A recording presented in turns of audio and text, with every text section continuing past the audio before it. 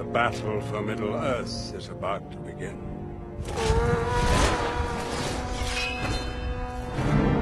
So it begins.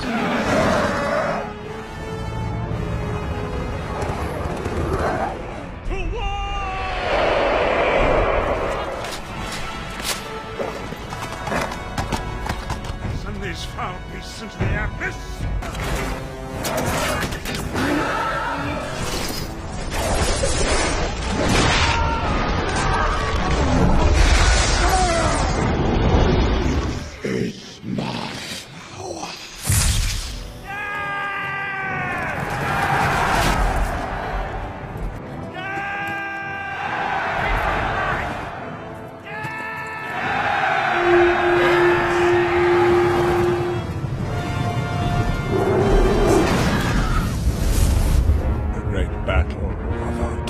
Welcome to the Zorpazorp Battle Games in Middle-earth livestream. In this series, we cast our gaze back in time to the roots of our beloved Middle-earth strategy battle game to explore the fortnightly magazine serial Battle Games in Middle-earth. Each episode, we will delve into a single issue, poring over a treasure trove of retro gaming, following in-depth painting guides, terrain tutorials, and some crazy battle reports, all with a modern twist so you guys can enjoy them in your games at home. With each installment, we'll also focus on a release of models that accompanied the magazine, following their journey from painting bench to tabletop, and then at the end of every live stream, they'll be randomly assigned to one of our loyal Patreons to continue their days of gaming abroad, spreading the gospel of Zorpazorp. So, in the immortal words of the magazine itself, let battle commence.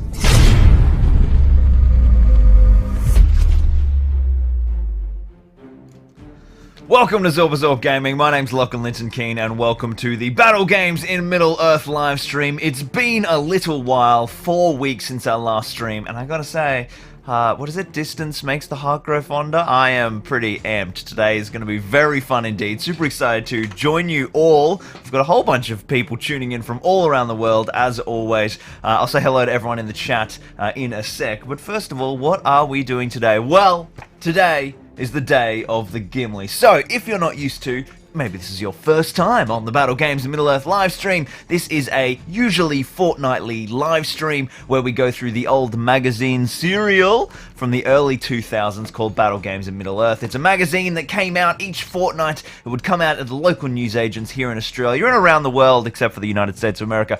And it would come with some models, there'd be painting guides, there'd be battle reports, scenarios for you to play. So every installment of this series, we paint up one set of miniatures, whatever came with the magazine that particular installment, and then we play a game linked to those as well. And then with those wonderful miniatures, whatever they may be, and today it is Gimli, son of Gloin, get given away to one of my Patreons, and they become the official sponsor of that mini. They get to follow its journey through the campaign until the end of the magazines, or the end of that model's journey through the scenarios, and then I post it out to them no matter where they live in the world. So, if you want to get yourself onto the Patreon giveaway wheel, which is out of reach, so I can't spin it dramatically, make sure you head over to patreon.com/Zorpazorp, which is linked down in the description. And yes, today we have got the one, the only, Gimli, son of Gloin, and a ripper of a scenario as well. Can you guys see that behind me? Let me switch to live. A little bit. Go focus, camera. Yay! It's all in the dark at the moment, but Amon Hen is waiting. We've got a fantastic scenario. We've done an Amon Hen scenario before, but this one is on the 2x4. It's all about Aragorn, Legolas, Gimli, and Frodo fighting a horde of orcs. And we have so many Patreon minis joining us. We've got our Aragorn, our Legolas.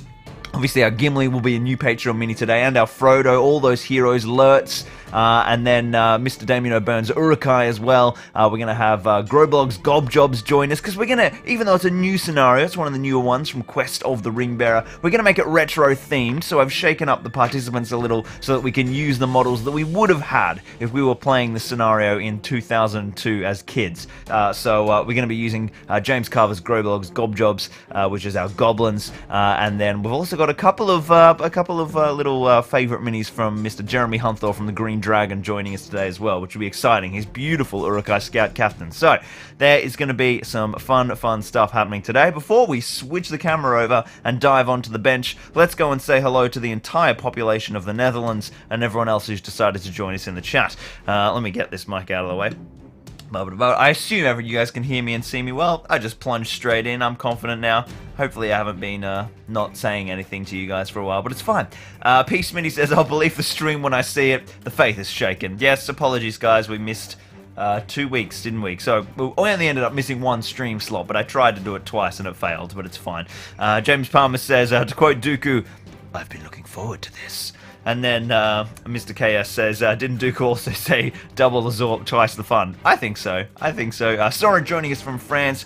We've got Cast from Britain, Toon, Michael, and Renga Katterberg all watching in from the Netherlands.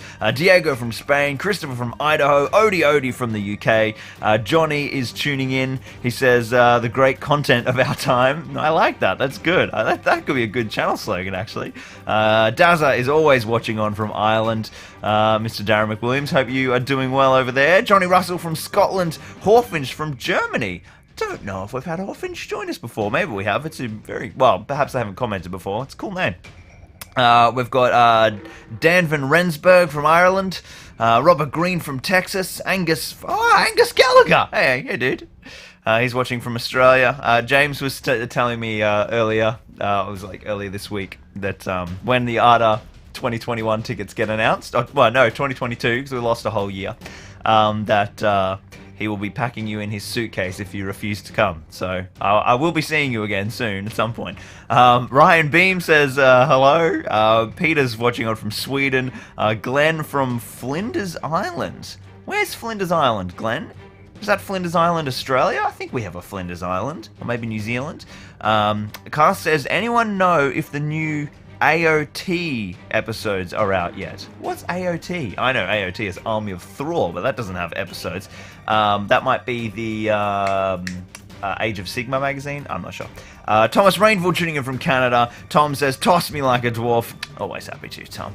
Tim Hazelcamp's tuning in, and he didn't say it, but I know he's from the Netherlands, so, you know. Actually, hang on, Tim's from Germany. Well, there's still a lot of Netherlands, as always. They clog up the chat, these Netherlanders. The Dutch. Belgium for Dylan. We've got Maxi Clace in the middle of a wonderful stream refresh, but I know where Maxi's from. There we go. He says, hello, beautiful man. We've got Kallstrom from Sweden. Carl says, long time no see. I know, it was too long. Hey, Altomo's watching from Port Macquarie. That's not that far from me. Rick Van Beek from the Netherlands. Peter Kent from the UK. He says, do your Horn of Gondor. You know, Boromir's not in this scenario, so he won't be able to do any Horn of Gondor, but maybe I'll do just a few. I can do some atmospheric Horns of Gondor. We've got Aaron Noonan says, good evening everyone. Headshot, I think that name is, says, how coincidental, I was just looking up the guides to paint Gimli. Well, that's great, because not only are we about to paint Gimli, we're also about to look up the guides to paint Gimli, because I don't know how to paint him either at this very point in time. I'm highly prepared. Mac Attack is tuning in from New York. Good afternoon, Mac. Ben WL from England. Ugg Hobby is looking forward to this. Tim Thorpe Tracy is joining us. We've got Sorrent from France. Bjorn. We've got Woodsy. Ellie May from Northern Ireland. I thought I would join you for the first time after binging your Battle Company videos. Oh, that's awesome. Now, how good would it be to finally have Battle Company Season 2? That will happen at some point. It was all planned. It was all scheduled. And then COVID said no. And now there's so much other stuff in the schedule, it's been smushed. So it'll happen eventually. We've got Aaron joining us from Turkey. Merhaba, is that like a Turkish greeting, or is that a place in Turkey? I knew it was Australia. Yes, Glenn says, Flinders Island is in Bass Strait, Tasmania. I should know that. I grew up in Melbourne. Phone Nizzle's tuning in from North Brizzy. Destro the Dexterous, I missed you. I did see your comment when I was setting up the stream, because you were here first. Apologies, Destro. Most Houstonian greetings to you. I know, Tim. I corrected myself very quickly. I know you're from Germany. That's getting the Dutch and the Germans confused. That's a huge faux pas. Michael says, I just ordered the new Treebeard and the Treebeard dice. Yes, I was. We had like a family lunch yesterday. And I had like 3 computers open, ready to buy my Treebeard dice. I wasn't letting those go. And GW never sent me the dice. It's so frustrating. I nearly missed out on the Isengard dice for that reason. I was like, oh, they're sending me, or Rohan, they'll send me the dice. Yeah, no dice. But I got them, so we've got them all now. And I finally tracked down a set of the One Ring ones. So I think now I have every single one of the Games Workshop dice, which I'm very excited about, because I do like them. I think I'm down to like 7 Rohan dice and 6 Gandalf dice, though a few have gone walking. The luck of the dice says, you legend. He likes dice.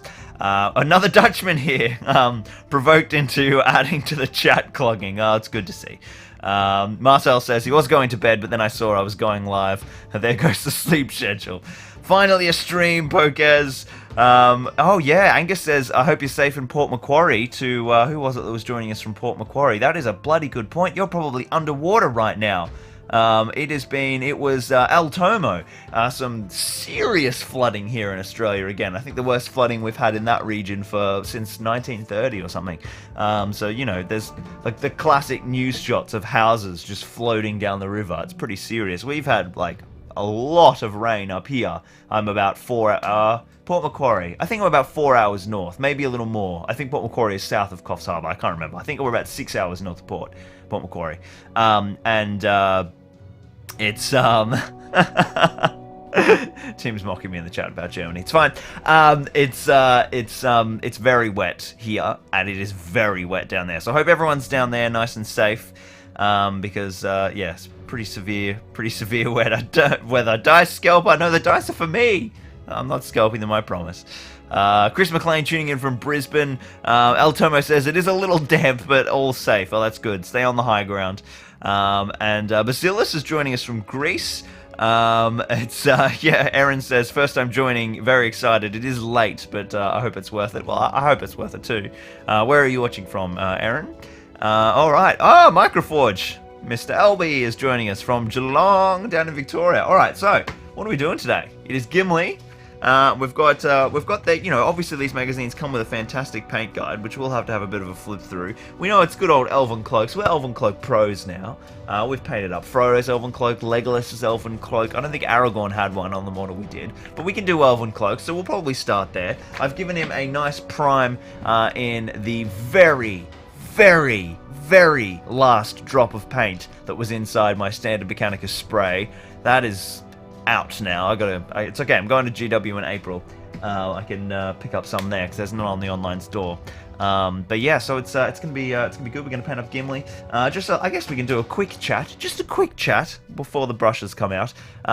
We've got some pretty crazy stuff coming here on the channel. So we saw on the Pelennor video would have been the last one that's uploaded.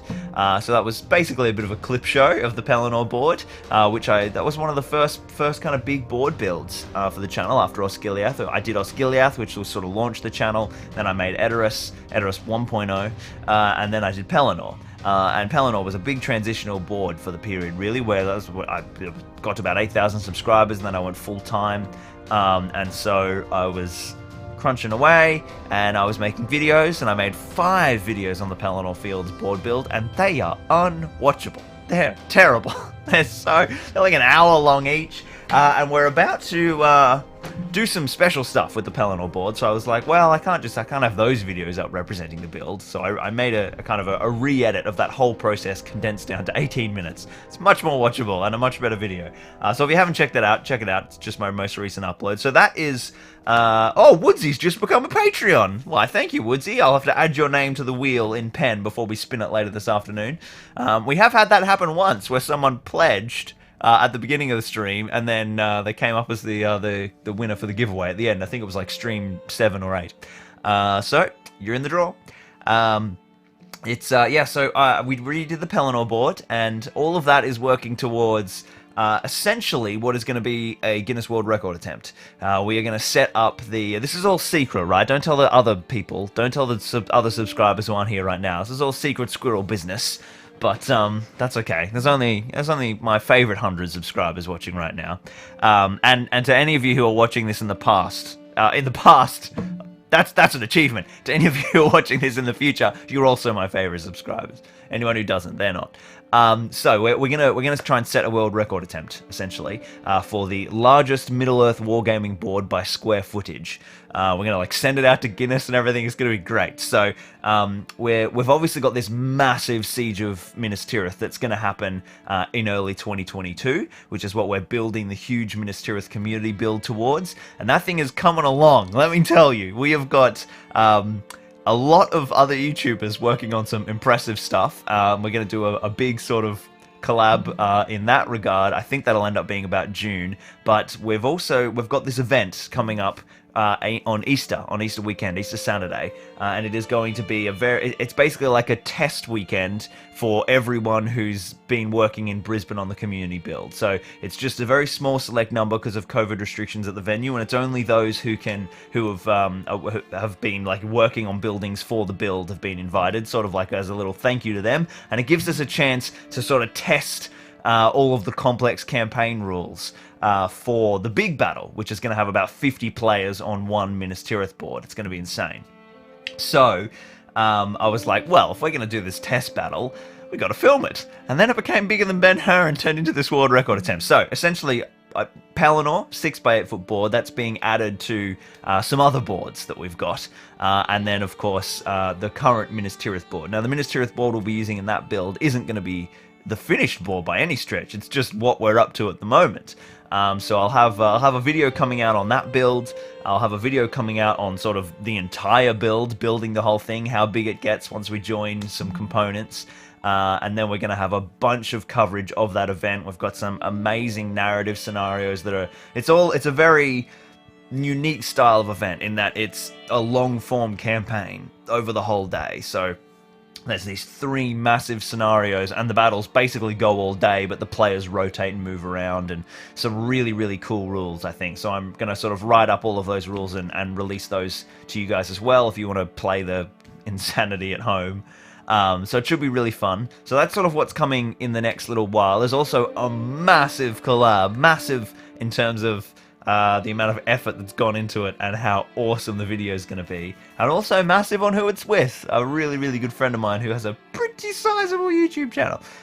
So that should be a good video as well. So that's coming out. That'll be probably one of the next videos you see, actually. So you might not see an upload from me for over the next sort of 3 weeks, because I'm going crazy getting everything ready for this big narrative event, and then I've got to edit that collab, so there might be a little quiet period now, but don't stress, there is so much coming, and then April and May and June are going to be intense, and somewhere in there I've got to take a month off to have a baby as well, so there's going to be a lot of really cool stuff happening on the channel, and I hope that gets you all very excited.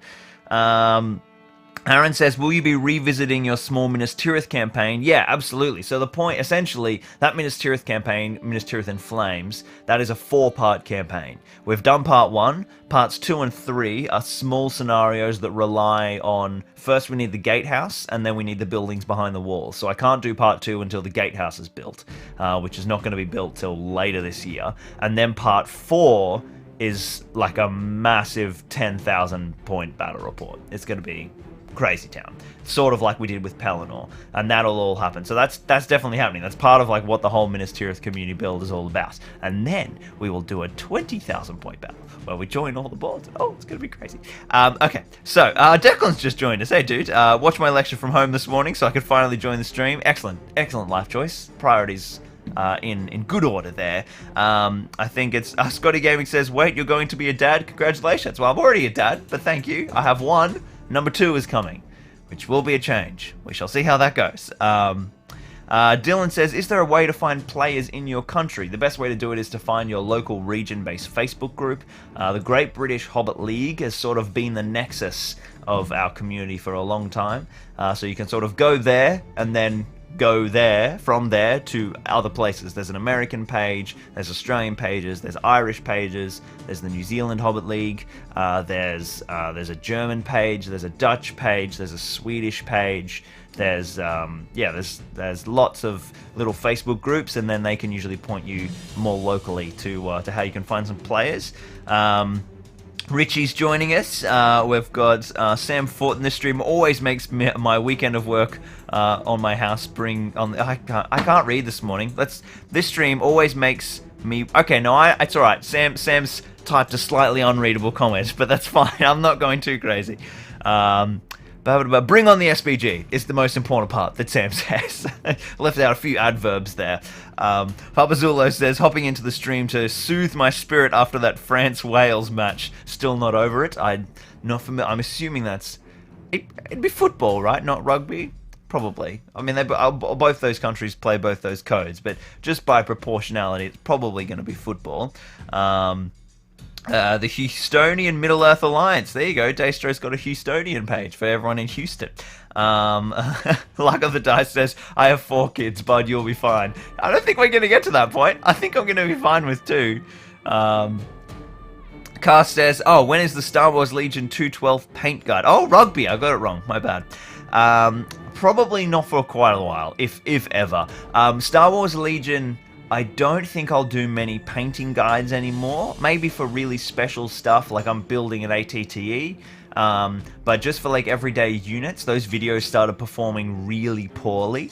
It's yeah, I don't know if I want to dive into this now on the stream, but essentially my channel has like a bit of a problem called audience fragmentation, where because I have a bunch of different styles of audience, I've got the viewers who watch my channel for 40k, for Star Wars, for Lord of the Rings, and then in each of those viewing groups, I have like sub-audiences, the people who only want painting tutorials, terrain tutorials, battle reports, live streams. So each of those viewers are classified into little groups based on what they like to watch. And so if I upload like video X, which might be Star Wars or Lord of the Rings or 40k, then only that portion of my audience and my subscriber count will watch that video. And then YouTube will say, well, that's interesting, he's uploaded a video and 10% of his subscriber base has watched it, or 30% of his subscriber base has watched it. That video must be shit.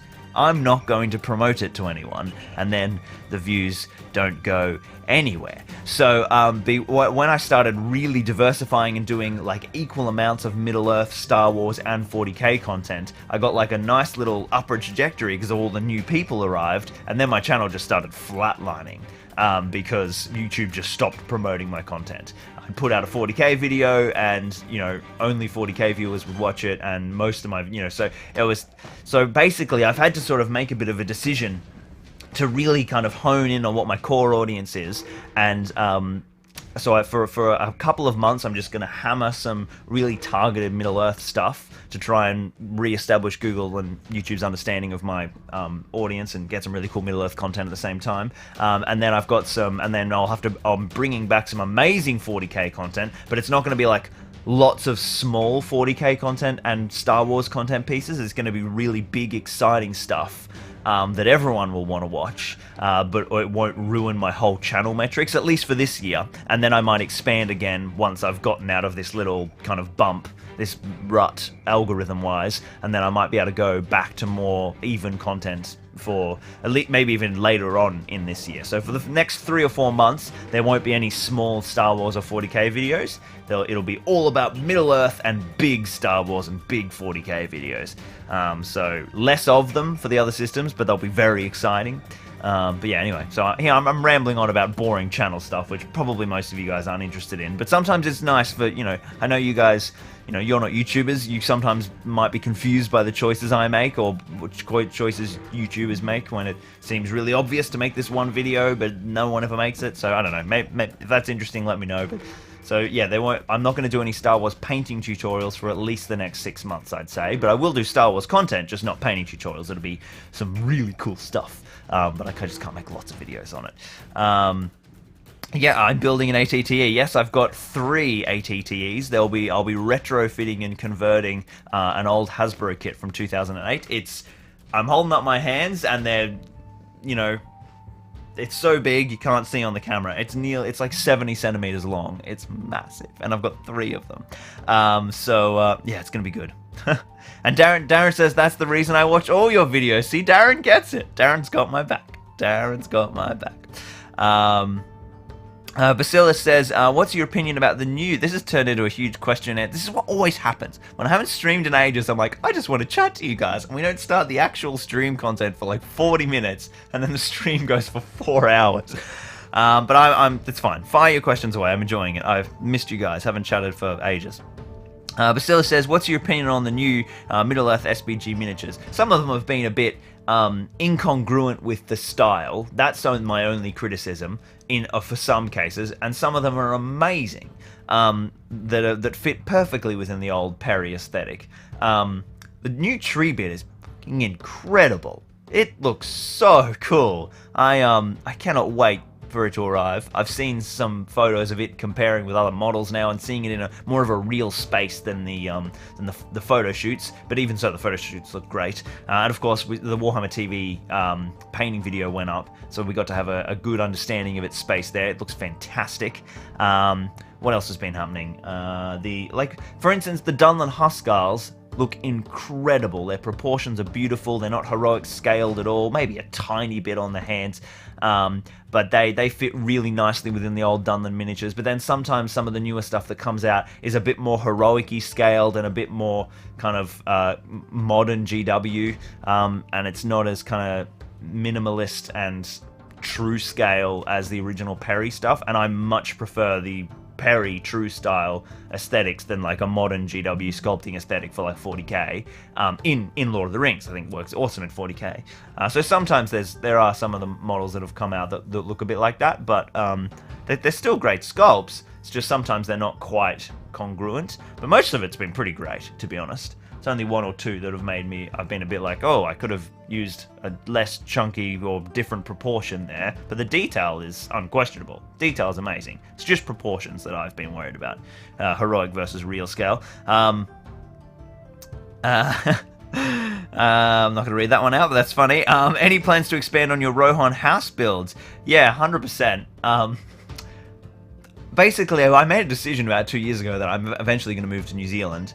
So I've been having to prioritize the really big builds, and eventually I want to build a full replication of Edoras using the Games Workshop kits, building the entire top of the hill perfectly to scale. I've been out to Edoras multiple times, and it's a beautiful location. I'd love to build that city, and not in its entirety. That would be probably too big. I'm doing enough cities in their entirety, so that's why Rohan got put on hold, because I was like, I won't do that until I move over, but that just keeps getting further away.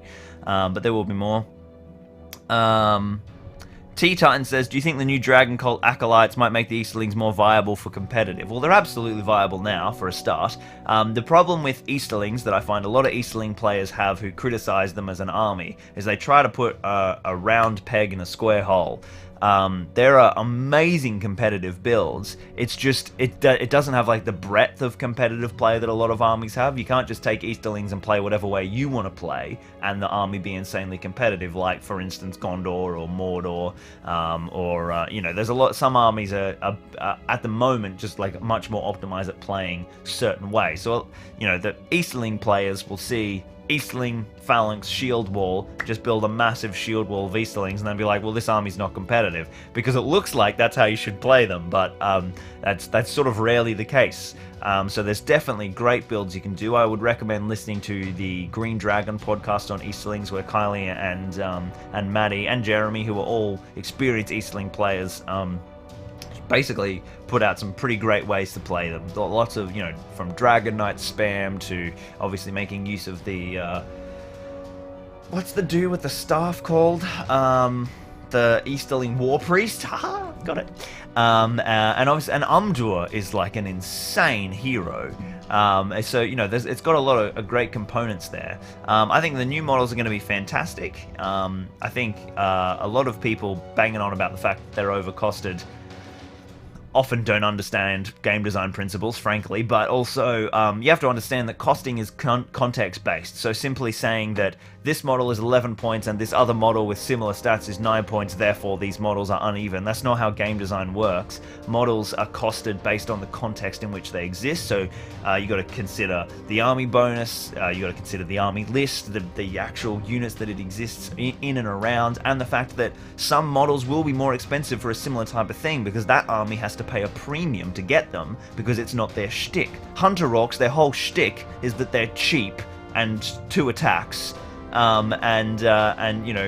whereas this is an elite choice. To get those things in this army, you need to pay a few more points. Also, throwing weapons are insane, and 2 attacks on any model, as opposed to 1. 2 attacks for 11 points with throwing weapons is awesome, even if it's defense 4. The other thing to consider is I really don't think we should be judging these profiles now. If these models are coming in a supplement, which I suppose they might be, because many models that come out are coming in a supplement, maybe not the next one, maybe the one after, who knows. But I imagine these guys are going to be in a book that has some Easterling content. That means there's probably going to be new Easterling units, which are going to change the context in which these units exist, and it also means there's probably going to be legendary legions that might change how these units operate. So, I would say it is a fine profile for 11 points. As an Easterling player myself, I'm excited to get 11 points of those things on the table. Throwing daggers are insane. They are they're probably the 3rd best piece of equipment in the game after banners and...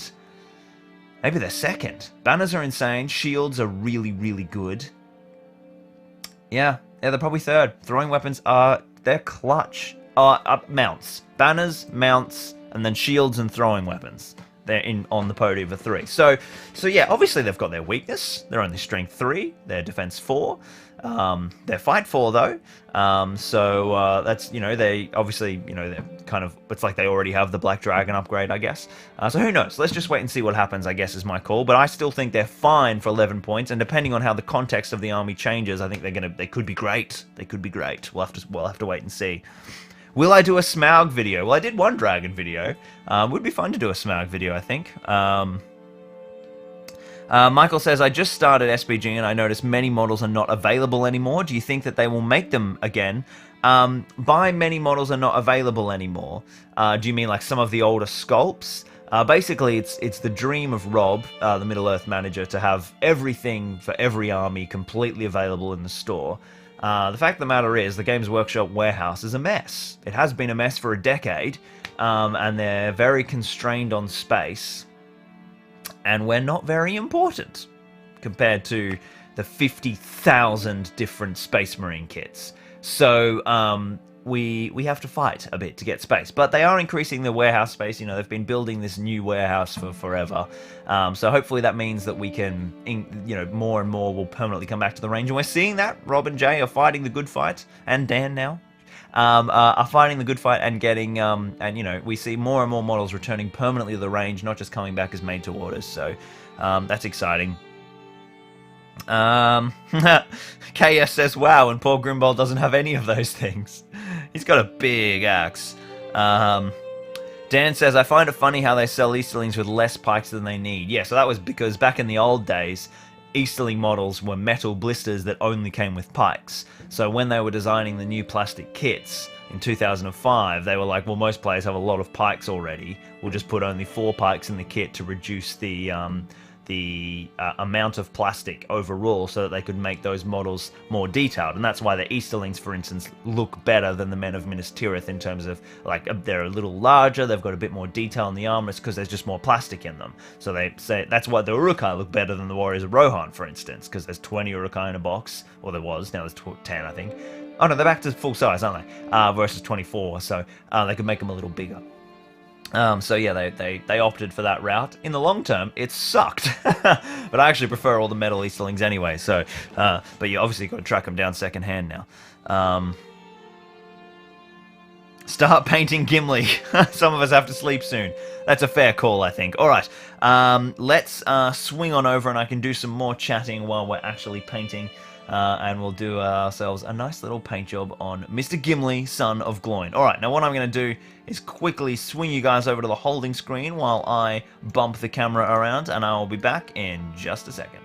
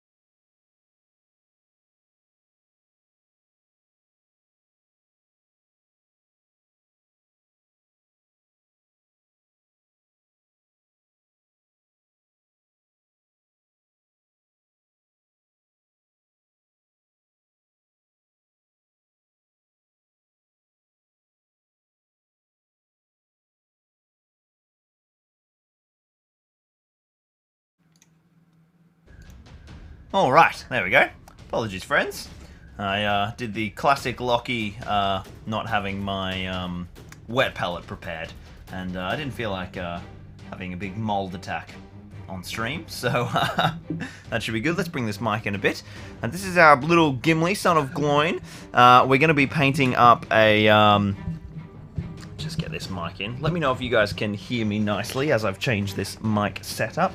We're going to be painting up the Gimli from the Three Hunters box today, which is a good Gimli. I really like this Gimli, and it's interesting because it's one of the few models that I actually like from the Three Hunters box. The rest of them are a little bit crappy. Not Three Hunters, Heroes, Men of the West, Heroes of the West.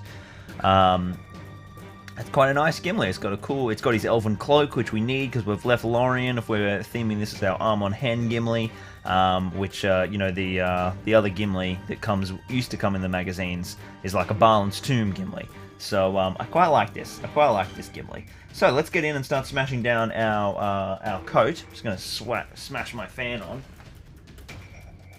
This studio is already warming up. Even though the weather is quite rainy today. Let's get that chat back open so I can see you guys. Very nice audio and video, says John. Thank you. And thank you, Louis, as well. I'm going to do my classic... making sure you guys can see, Elven Cloak recipe, which is just going to be a mix of Caliban Green, Warflesh, and Warpstone Glow. Which is a really, really nice kind of base. I'm just going to quickly grab some of that and throw it on the palette. So we'll go Caliban Green first, and that will be an all-over base coat, which I won't use that brush for, actually. Where's my base brush? I'll be here all day if I use that brush. Base brush, there we go. So we'll get a bit of Caliban down there in the palette. And I used to just like put in a blend of Warpstone Glow and kind of mix that all through, but I actually like using Warflesh now. Oh, it's just way too much Warpstone Glow. Why would I ever need that much to highlight? Doesn't matter, it's fine. And we'll get some Warflesh as well. I really like bringing in the Warflesh because it's like a nice kind of, like a neutral sort of green. Anyway, alright, let's grab some Caliban Green and we'll get that down all over a little Gimli cloak. A lovely, stunning old Perry metal sculpt here. Absolutely love the old metals.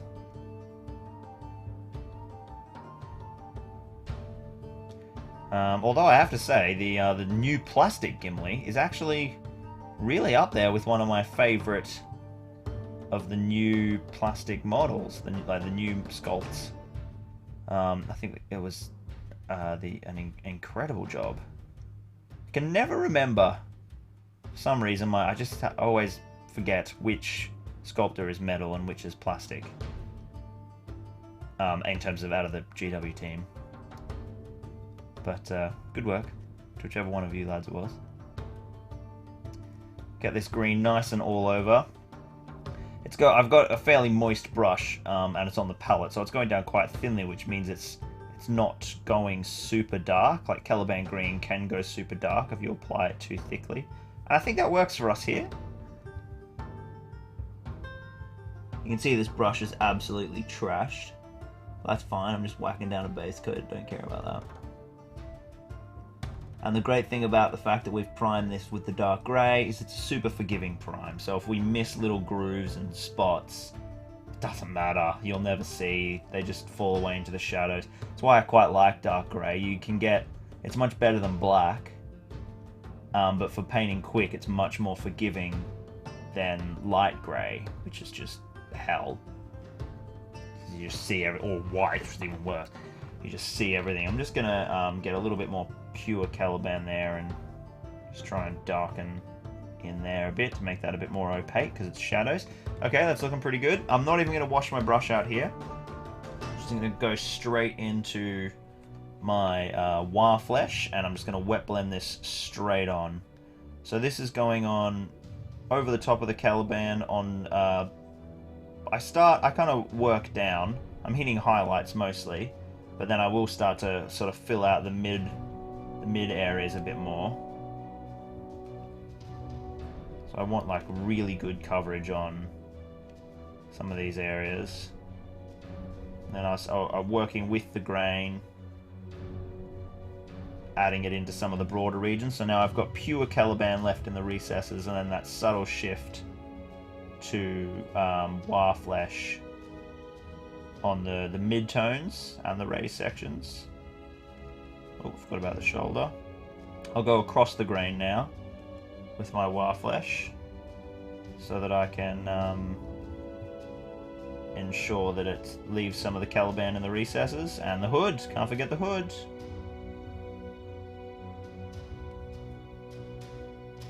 There we go, that's a pretty subtle transition. It just looks like green, but when you look up close, you can actually see there is color differentiation. And now I'm going to grab some Warpstone Glow, and I'll just darken that up, mixing in a bit of something else. Put some Caliban in there, put some whatever, you know, just to make another lighter shade again. And then we're just going to do the same thing. But I'm going to be, you know, much more restrained with where I'm applying this. And this is how we'll really start to build a bit of the contrast. And the thing with this wet blending is it always looks more contrasty. Might come in a little closer now for you guys. If I can try and keep Gimli in the right spot, that'll be a nice shot for you guys, I think. So it always looks more contrasty before it dries. So if, you know, you're putting down your highlights and when you're wet blending and they're looking a little too extreme, it's definitely not time to panic yet. I'm going to add it in on these recesses. That looks really good there on that edge. Try and pick that edge out, pick the edges out of the...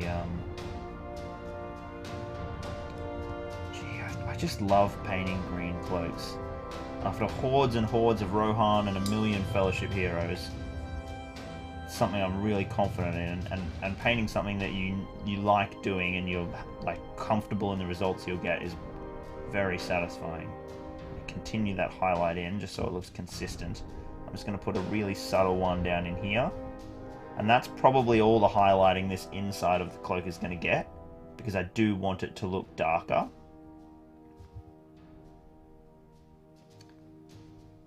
Alright, that's looking pretty sick. And then I'm just going to grab some pure Warpstone Glow and just blend it with the paint I already had on my brush. And then I'm just going to go in and do... In fact, I'm going to change brush. Let's grab my fine brush. And this isn't because I'm going to use the fine point of the tip. It's just because it has a smaller reservoir, so it gives me a bit more control. I'm going to make sure the brush is wet so that the layer I'm applying is going to be naturally thin. I'm going to grab some Warpstone Glow, and I know that I'm not going to have too much paint loaded up in this brush because of its size. I don't usually do this extreme highlight, but we're going to give it a crack. Let's see. The great thing with this is, if it is, you know, like we said, if it goes too extreme, just blend it back. It's kind of hard doing this and not seeing super well, but that's fine. So it looks quite strong when it's going down, but it's a very thin layer, so as it dries, it won't be that intense, and it will kind of naturally blend out because it's so thin. So I'm just going in, actually I'm using the point a bit more than I intended, and I'm putting this nice thin Warpstone Glow. It's probably like 80% pure Warpstone Glow. And then with a little bit of other stuff in there too, from the other two dark greens. There we go. That's just, it just adds that little bit of contrast, which helps all of the amazing cloak detail read a bit more. Right, am I on camera for you guys? Yeah. It's funny, I'm looking at it on your screen and it looks really contrasty. Like, you can probably read those highlights quite well, but in person it's actually much more muted. So they're there and they're helping the detail read, but you're not being like, ooh, line of green paint. You're just being like, ooh, fold of green cloth. That's exactly what we want. Gonna put another layer on this highlight to make it slightly more opaque so it gets a bit stronger. And then I'll put some down the other side of that fold.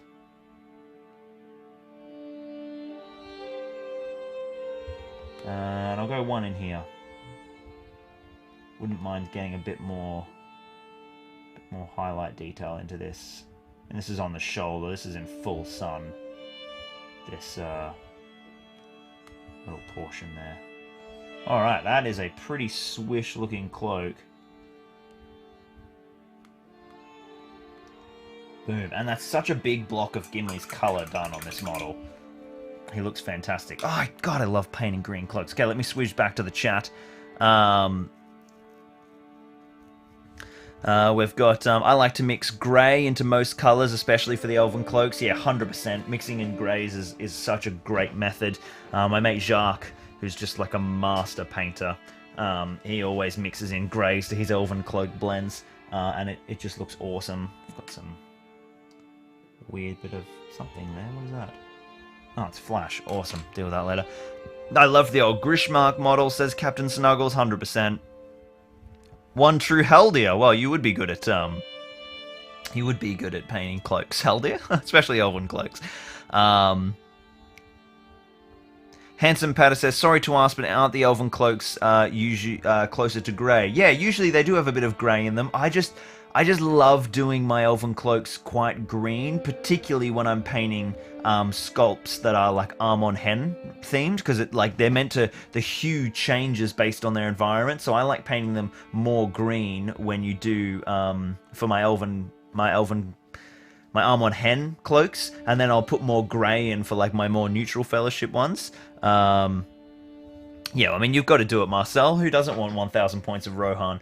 So yeah, what I would do if you wanted to make this more of like the neutral elven cloak scheme, is just grab a bunch of grey, just neutral grey, and throw it into all those colours and do the exact same process. That would be a really fun sort of test plate, actually. Just doing like the same sculpt in like the different hues of elven cloaks, because you can also do like a bit of a blue-grey hue with bits of green through it. But yeah, now that has dried, the blending on that is freaking awesome. God, that looks so good. That is going to keep Gimli nice and camouflaged inside the inside Amon Hen. Soren says, personally, I would have us start with the most interior part, like the armor and foots, and after all that, the easy access part. So there's basically lots of two schools of thought. Is like, you know, people. One of my mates, Dan, he paints the way you get dressed. So skin first, underwear first, clothes first, armor for, like, you know. So he does it in that order, which is fun. Or I just like to just paint the thing that inspires me most, and paint layers that are easy, and I don't know, chipping stuff off. Sometimes you get a bit too torn up in like the right way to do things. If I'm inspired to paint something, I'm just going to paint it because it means I'm painting. Which I think is really good. So now we're going to jump into the red-brown leather. I'm going to start with dark flesh tone. I've got my little Gimli guide over here from Battle Games in Middle-earth. And it's not a very useful guide. Tell you what we're going to do is I'm going to grab the Armies of Lord of the Rings book. Here's one I prepared earlier. We'll have a look at Gimli's entry. And just have a look at where they've decided the brown ends. Here we go. Oh, why have they got the stupid Mines of Moria plastic sculpt in these pictures? I hate it so much. Okay, so it's mostly all of that kind of red torso. Although this one's painted insanely well, but I'd challenge anyone else in the world to paint one that well. So let's get some dark flesh tone down. We'll zoom back in now.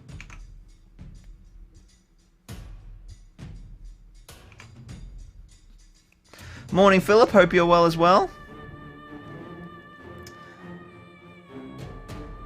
The other thing to sort of consider as well, Marcel, is he's saying, you know, base everything, then layer everything. I sort of do like a mix, because I've also got to consider the constraints of filming. So sometimes if I can, like with I use a lot of wet blending for that reason. It's because I want stuff to be fast on camera. You know, sometimes have to consider that it might be easier to explain all of the steps of the Elven Cloak, for instance, at once. That way, you know, I do them all in a row, so that lends me to wet blending more, but also I just love wet blending, so you know, that's a big factor. So this is more kind of red-brown tunic as well. We'll make all of this detail. This is a crazy detailed sculpt. This happens to me all the time, is I just don't value the amazingness of sculpts until I paint them. This is stunning to paint. There is so much going on here. So all of that would be red as well. That's well, not red, but red-brown. The great thing about this red-brown is you can sort of just throw it down on quite a lot of the model, because it's Gimli. That's kind of his main color, and this works as a good base tone. And then if you change that particular detail to be a slightly different hue later on, that's great. Or if it just ends up getting left that color, it's not a bad color for things to be. Let's go, I'll do his gloves. Now, they're his actual hands, aren't they? No, he's got gloves on. Okay. No dwarf flesh on the hand. I mean, that makes sense, doesn't it? He's the only one, to quote Tolkien, who's wearing any gear of war. With his short corselet of dwarf mail, or dwarf rings. So I'll make the thing all as well. Is that an okay angle for you guys? Yes, it's not too bad if I stick here. Occasionally it's crappy for you guys to see just by necessity, so sorry about that, but I'll do my best.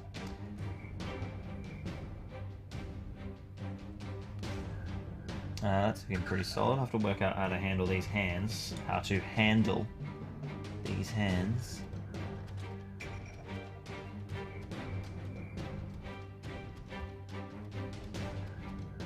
Get that hand down. So like for instance, you know, by painting this hand first before the timber, I may have to touch up the hand, whatever, that's fine. I'm just sort of blocking out the largest regions to get him as close as possible to done as quickly as possible. And that way, it also means I'm putting more detail, like I'm putting more time on camera into the largest areas of the model, which is what's going to be most relevant, you know, on camera for me, so... And is also the most interesting for people to watch. Cool. That's looking pretty good. I'm just going to do a second layer on this lower section of the leather jerkin down here, because it did end up being a little thin. There's a bit too much of that grey hue coming through. That's looking pretty sweet. It's amazing how when you do dark flesh tone straight and you don't put it over charred brown like I normally do, how much of that red comes through. I mean, that's looking really good. It's like, that's kind of like where I want my mid-tone highlight tone to be. So I think what I'll do is I'll highlight that with a blend of dark flesh tone and gory red, and then I'll wash that all back to kind of darken it down a bit, as well as giving us some recessed detail, which would be good because I want to wash the steel anyway. Now his pants, I think we'll make his pants a slightly different color with like a little bit more red detailing. So let's grab some gory red. I'm going to give that a good shake.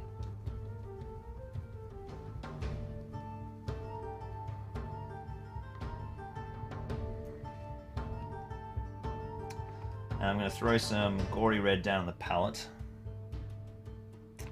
Let's see, can you guys even see what I'm doing here? Oh, you sort of can. That's convenient. And I'm going to just grab my old brush. I'm just going to make like a 50-50 blend. Just to make a brighter, more redder red-brown. Now that is going to go down as the base coat on my legs to give them a slightly redder and brighter hue to make them seem more like cloth than like leather. And the boots I'm going to keep as pure brown for another point of difference there. Oops, I need to come back over so you guys can see. There we go. And then this will become my highlight color for edge highlighting leather plates and details and things. This is fun. This is lots of I don't often paint sort of predominantly red-brown models. Makes it cool and pretty different. So again, the great thing about this live stream is it just makes me paint to start, but it also makes me paint stuff I wouldn't normally paint. So now I'm just going to go through and do a little bit of a layer highlight. Just picking some edges, Picking some raised details.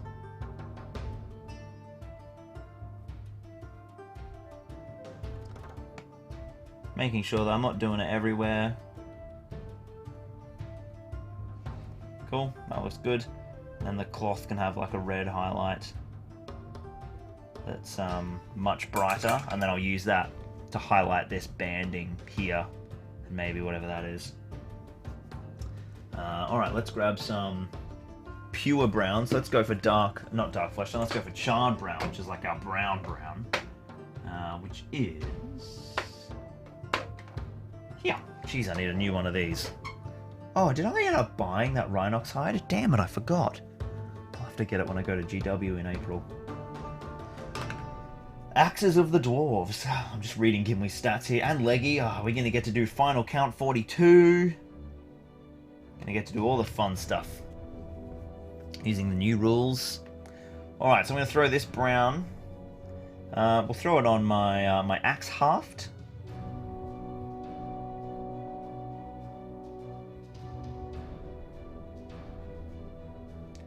Keeping this axe haft as like that kind of real neutral brown.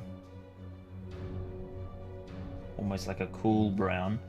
Helps really show the difference between that and the leather.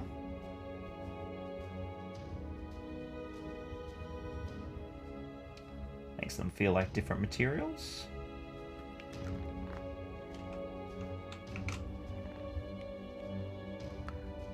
I love contrast paints. Contrast paints are fantastic. They've got awesome uses. Just another tool to add to the toolkit. We'll use some contrast paints at some point on this, I'd say. We'll probably whack it down on the beard.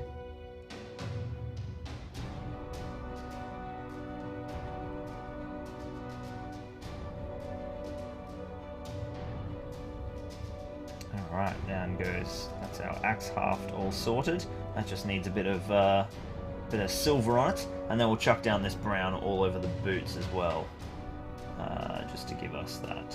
Oh, there's some really interesting textures on these boots. Be able to get some cool details out of them, highlighting them. Oh, we shouldn't be base coating with this brush, but that's fine. We're doing it now. Be a bit more careful to sort of preserve the tip.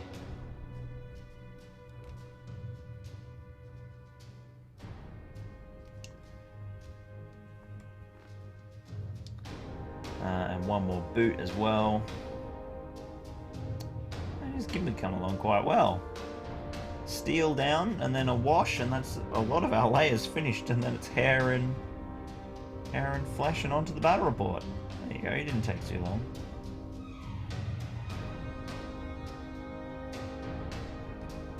It's not like we do, you know, pro kind of paint jobs on the stream. This is all about just getting our dudes ready for the battle. Alright, so those are drying. I'm going to jump to metallics now. And my kind of go-to metallic these days has been Canoptic Alloy, which I'm really digging. It's got a little bit of brass through it, and my lead belcher's just in such terrible condition. Really need a new lead belcher. Canoptic Alloy. It's a silver, but it's a brassy silver. Captain Snuggles says, did you ever play Old Fantasy? I never played it. I was about to sort of get an army of Dark Elves and get in about 4th edition.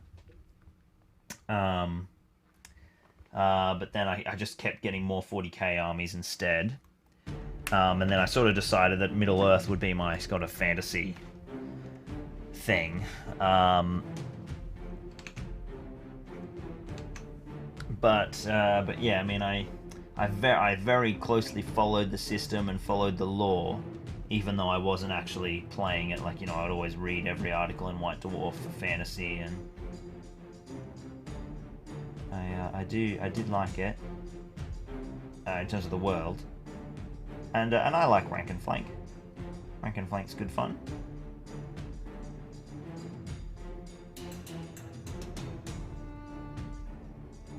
Alright. Yeah, I've actually, in the past, dabbled in designing my own Rank and Flank game. Which is a system I quite like. Maybe at some point we'll see that on the channel. Who knows? It's good fun. Needs a lot more work, but it's got promise. I quite like the system. I think it's got some good mechanics and such. So just getting this silver down. Again, this grey prime is really helping me here. If I don't get the edges quite up, it doesn't matter. It still looks, you know, it's still very much in the silver space. Oh, you know what I've realised? I've completely missed an entire piece of cloth here. I thought the chainmail went all the way up to the green cloak.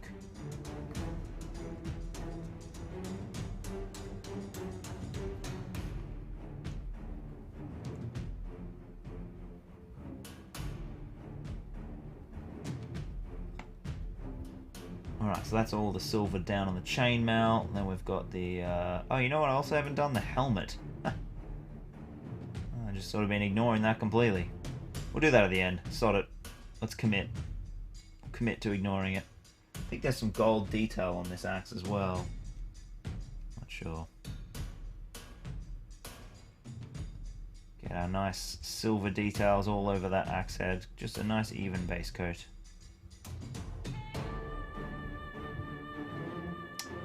Beautiful. Looking good, Gimli. Looking good. Ready to take on some orcs, mate. Right, let me just touch up that piece of cloth that I missed. Just grab my charred brown and dive in and clean up this sleeve. Yeah, well, I knew that was going to happen.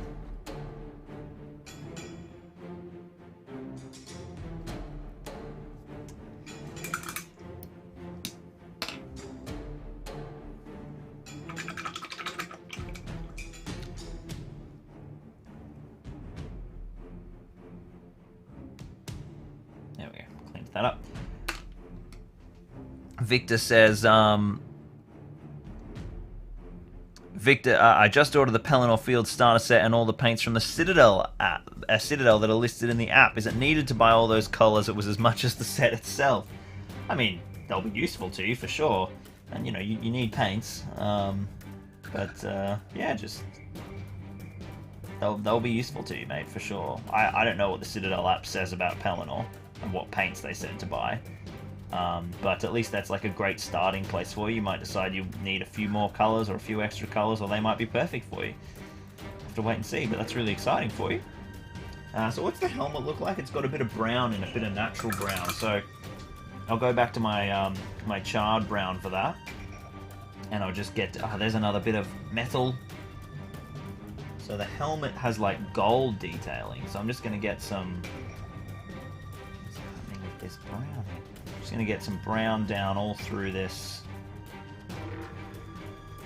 coif element of the helmet. Everything else seems to be gold. I'll grab my canoptic alloy and get the silver detail. In fact, I might paint the detail on the helmet in silver and then turn it a goldy with some washes rather than using shining gold, you know, or retributor armor, because it's just so gold. And I don't think the detail is that gold, just based off my memory. But while that bit of leather is drying, let's do the beard like we talked about. We were talking about contrast paints. Let's grab one now. We'll grab a bit of Cygor brown.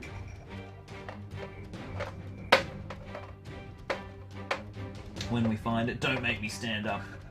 Where are you? Dark Angel's green. Alright, I'm standing up. Cygor brown, Cygor brown. That's grey. High Templar. Cygor brown!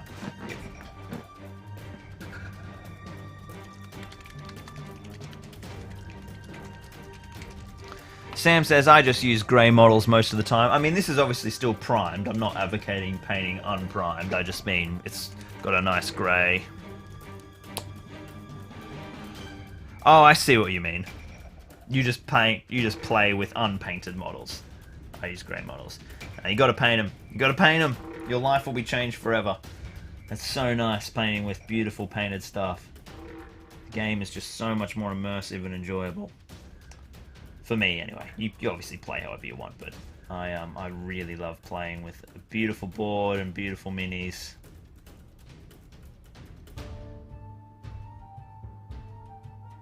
but obviously the painting side isn't everyone's favourite part of the hobby. Some people just like the gaming element, and that's fine. They're wrong, but that's fine. I jest, of course.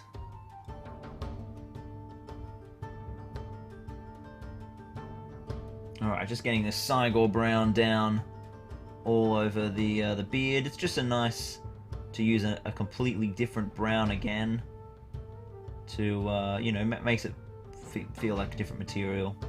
It's not just like, oh, the beard's the same color as the boots. Get that beard. Oh, jeez. Gimli, you've got a lot of beard, mate. All the way out from under there, eh? And I'll give that a dry brush to sort of lighten it, because Cygor is quite dark, but it just gives us a nice base tone to begin with. Make sure we don't go over the lips. We want that to still be flesh. Alright, looks like the top of the helmet's dried enough for me to be able to throw down some silver detailing. Oh, I've already got that in my palette, don't I? Don't need to get that out of the pot. Let's go and finish these silver details, which will become gold in time.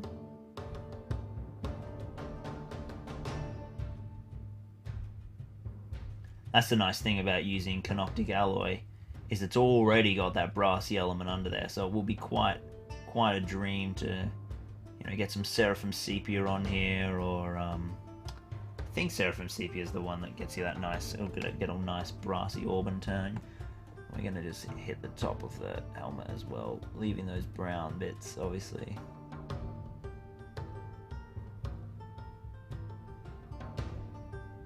I just love the metallic luster of canoptic alloy. Really sings. It's got some lovely natural highlight accents because of the brightness of the pigment. It's good. It's a really good paint. Now, I think there's more detail in his beard, but I'm not going to mess with that today. We're just getting this guy ready for the table. So he's pretty much ready for washes. So while we just wait for that last bit of silver to dry... No, I think we're good. Let's get that washed down. So we're going to grab some Nuln Oil. The classic Nuln Oil.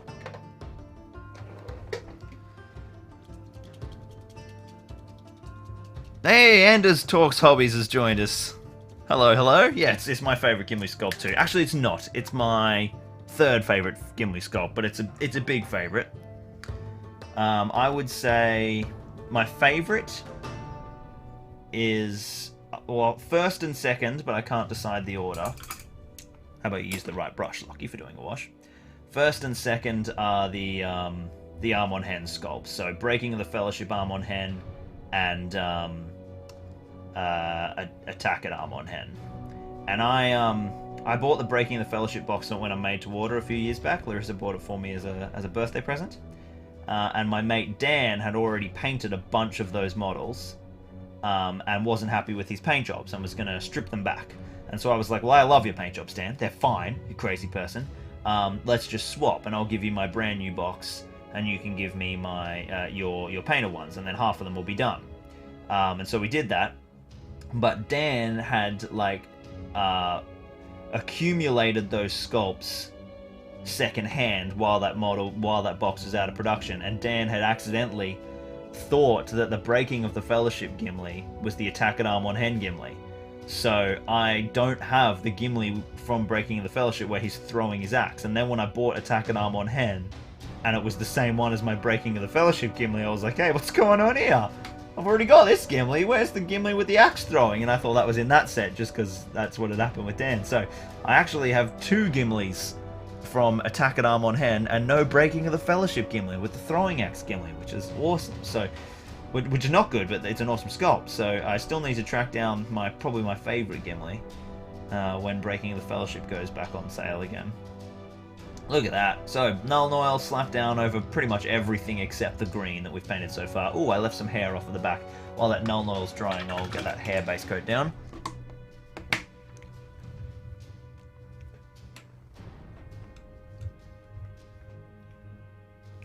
Yeah, Dan's a great painter. He's just a very, very big perfectionist. Blech. Why does this brush taste so gross? Where's Cygor Brown gone? There it is. Which Aragorn is your favourite sculpt? Breaking of the Fellowship Aragorn, absolutely. That Aragorn is intense, so good. But even saying that, every time I paint one of the old, a different old Aragorn, I'm like, man, I love this too. So, all the old Aragorns are pretty phenomenal. But breaking of the Fellowship Aragorn is just something else. It's really, really good. I love the classic Helm's Deep Aragorn that we painted up on the stream. I sort of came to get a new appreciation for that when we painted it on stream. I was like, this model's epic. Never rated it that much. I hate Men of the West Aragorn. It's an awful sculpt. Aragorn on horse is an epic sculpt, which is sort of the counterpart for that model. But yeah, I'm not a fan of Men of the West. Just cut mine up recently, actually. There we go, that's Gimli's back bit of hair done. Obviously still needs a highlight. And let's get that base coat down on the flesh if we can. Oh, dude, what the fuck am I talking about? Of course, Angus. Yeah, so, Metal 3 Hunters Aragorn, 100%. Tied first place, favourite Aragorn, with Breaking the Fellowship. I love that model. I got those bad boys. Jacques traded them to me, actually. He wanted the new plastic ones, and he had the metal ones, and he's like, do you want to just do a straight swap? And I was like, yeah. I'm destroying you, but it's so good. And he's like, I don't care. Just take them. So I'm kind of tempted to put more contrast into that cloak, but I think I'm getting a bit too into it now. So what we need is flesh, gold detailing, and we're done. How cool. Oh, and the hair dry brush. That's going to have to wait till it dries, though. So I'm just going to see if I can wick out this moisture from his face. Just get that nice and dry. Yep, looks like that's pretty good. And then I'm just going to grab some Kislev flesh.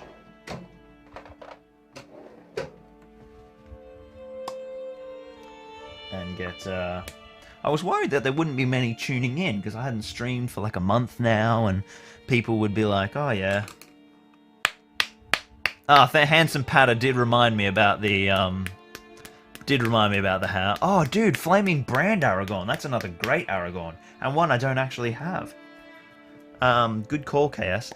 Yes, Handsome Patter reminded me about the hair on the back of the face, but I did end up noticing.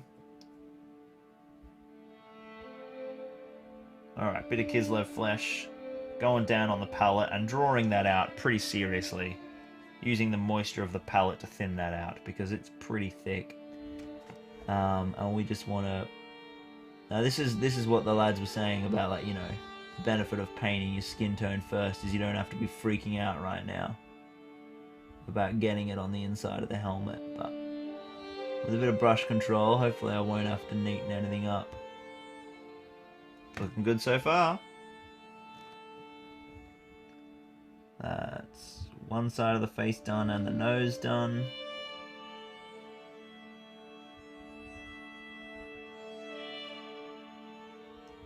Sorry, I'll just be quiet for a sec as I'm sticking my tongue out and intensely focusing.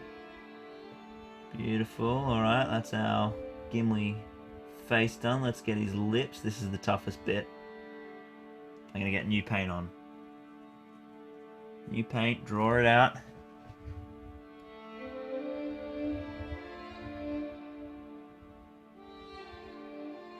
Straight on that lip. Boom.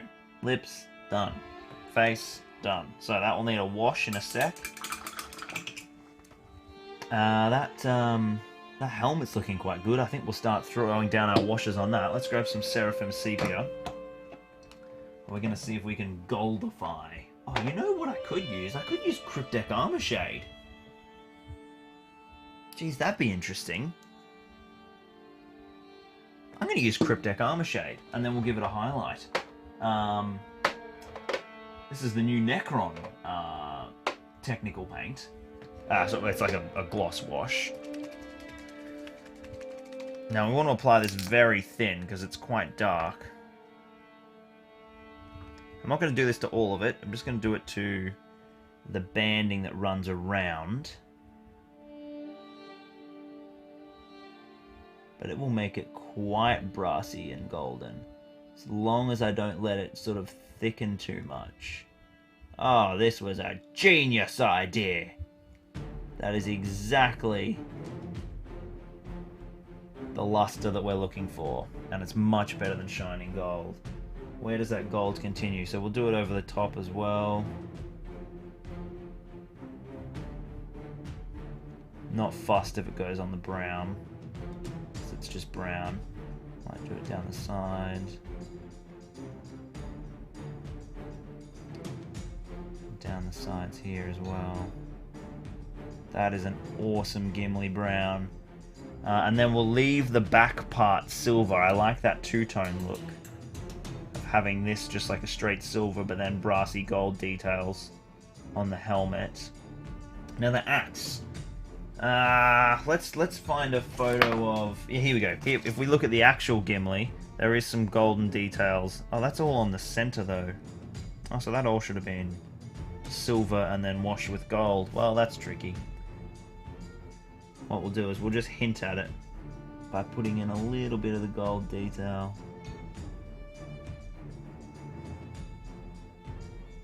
Into there.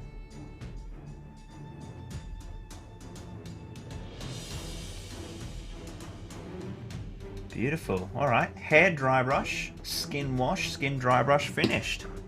And Gimli is ready to go and kick some orc butt. And the scenario is all set up as well. So you guys won't even have to wait very long. We can just press the button and get on grooving. Let's get a Rykon Flesh Shade wash down on that skin. It's only 920. I talked for ages, man. I talked for ages. I've smashed this Gimli. How is it only 920? Yes, I do use the Necron paints for everything. That's because they're freaking awesome. I'm like a kid, you know, found my new toy. Just try and put it in everywhere. I'm not going to bother doing the eyes on Gimli, because you've all seen me paint eyes before. You don't need to watch me struggle to paint an eye forever. So it gets us to the battle report quicker. So there's our Gimli skin. I keep thinking that I can't dry brush yet, but I don't actually think that is wet anymore. I'm just going to grab some, not tan, let's go for Plague Brown's too light, Leather Brown's too gross. Where's Earth? Earth by Vallejo, which is like the old graveyard earth. I tell you what, I'll use Leather Brown and I'll mix it into some charred brown. We'll make ourselves a nice little mixer-rooney there to dry brush his hair. So let's give this a bit of a mix, see what kind of brown we get. Yes, that's what we want. Nice kind of sandy brown, that color. Now I need some blotting paper. Where is my paper towel?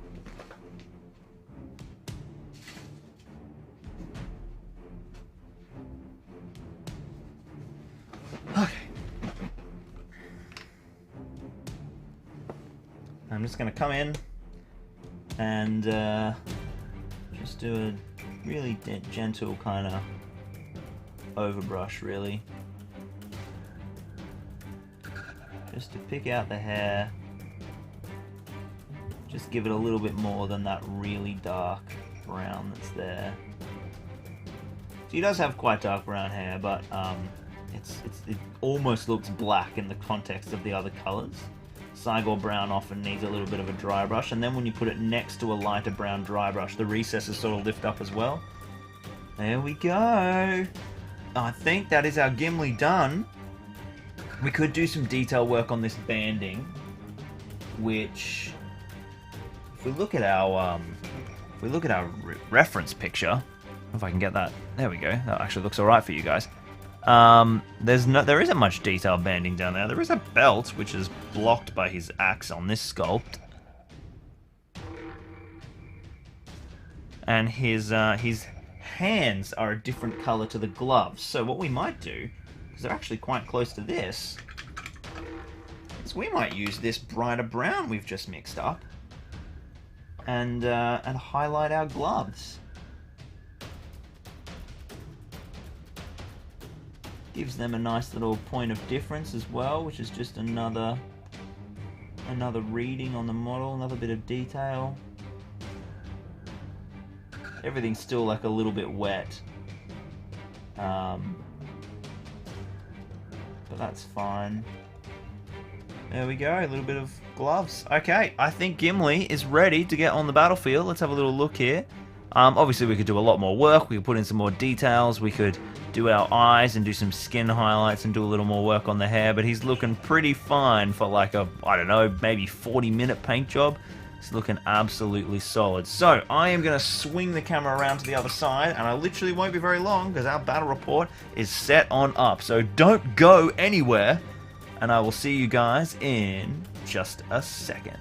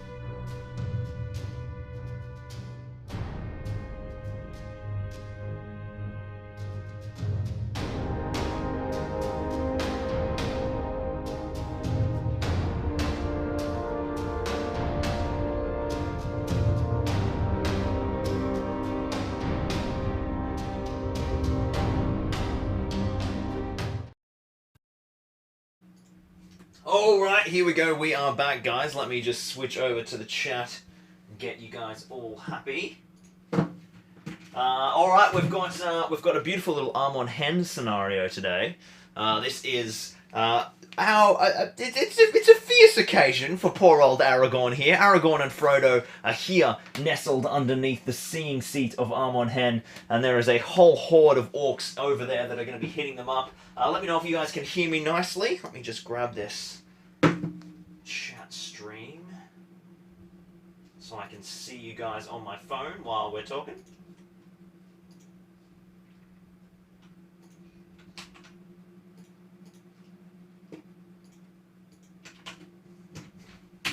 Harry and Josh, if you're watching, ignore that message I just sent you. I'm just linking the chat to my phone. So we've got Aragorn and Frodo starting on the board. And then we have the wonderful Legolas and, of course, our brand new Gimli. And they are going to be arriving on the board. At the end of every turn, we roll a dice. And we add the turn number, and if that number exceeds 10, then they arrive. So that is at the end of each good move phase, and they can move on via any board edge. So they could be coming in from the forest, finding Uruk on any side. The good player wins if Frodo can escape off this board edge, whilst Aragorn is still alive, and the evil player just need to kill Aragorn or Frodo. So it's pretty clutch here. The ring is going to be massive. Frodo's probably going to have to pop on the ring at some point. Aragorn's heroic marches are going to be huge, and we need to be keeping track of our kills for Aragorn, Legolas, and Gimli, because, well, we want to see who's the best, but obviously we've got a bunch of special rules tied to that as well. So, let's grab some beastie old dice. Now, priority is always going to go to the good side first in the first turn, because, of course, this is a scenario. But I think if we can have some shout-outs, who wants to be in charge of our wonderful members of the Fellowship, who wants to be on Team Good, and then let's have a look at who we've got in Team Evil today. It is, of course, the indomitable, the mighty, the head takers of Aragorn, Groblog's Gobjob, who have killed Aragorn no less than 4 times in narrative scenarios so far in this campaign. So they are Aragorn's nemesis, and they are over here nestled in behind the seeing seat of Amon Hen, hot on Aragorn's tails. Then we've also got Damien O'Byrne's wonderful Uruk, the Groblog's Gobjob is of course belonging to Mr. James Carver. We've got Damien O'Byrne's 10 Uruk here, all with beautiful names. We've got a fantastic extra little Uruk scout who's joined us, the Uruk Scout Captain with the Horn of Boromir, which has been converted up and donated to the channel by Mr. Jeremy Hunthor. And then we have 3 more Patreon minis. We have our Frodo, our Lurtz, and our Aragorn, and our Legolas, and of course, soon to be our Gimli. So, a whole bunch of our Patreon's models here on the board today, which is exciting. So, volunteers for Team Good and Team Evil. Straight off the bat, we're obviously going to call a heroic march with Aragorn, and there is no point calling a heroic move with Evil, so we'll just jump into the first turn while you guys are voting sides. And Frodo, a meager 4 inches, gets to move 7 inches this turn, and he's not going to pop on the ring yet. I don't think we're in danger territory yet, and Aragorn can do a half move. He can go 5 inches. Oh, you know what? I don't think he has his bow in this scenario. I think his bow is sitting down in the boat. Let's have a look. Aragorn does not have his bow. No, Strider with bow. He does. Okay, so Aragorn is going to be able to turn and shoot. So he's going to half move. Legolas and Gimli, well, they could arrive this turn at the end of the good move phase. So we roll a d6 and we add the turn count. Oh no, it's impossible. So we need to get to 10. So they're not going to be moving yet. We've got Gimli throwing axe number 3. Oh yeah, 100%. 100%. Well, we're going to be watching for these clutch throwing spears. Hey, Harry Bates is in the chat. Hello, Cousin Barlin. Can you please give me a royal welcome? Some roaring fire and meat off the bone. You missed malt beer, but that's fine. I don't have any anyway. All right, let's get our dudes in here. I tell you what. Let's see if I've got a little something special. Where's my satchel? Is it nearby? Oh, might not be nearby. Which box did it go back into?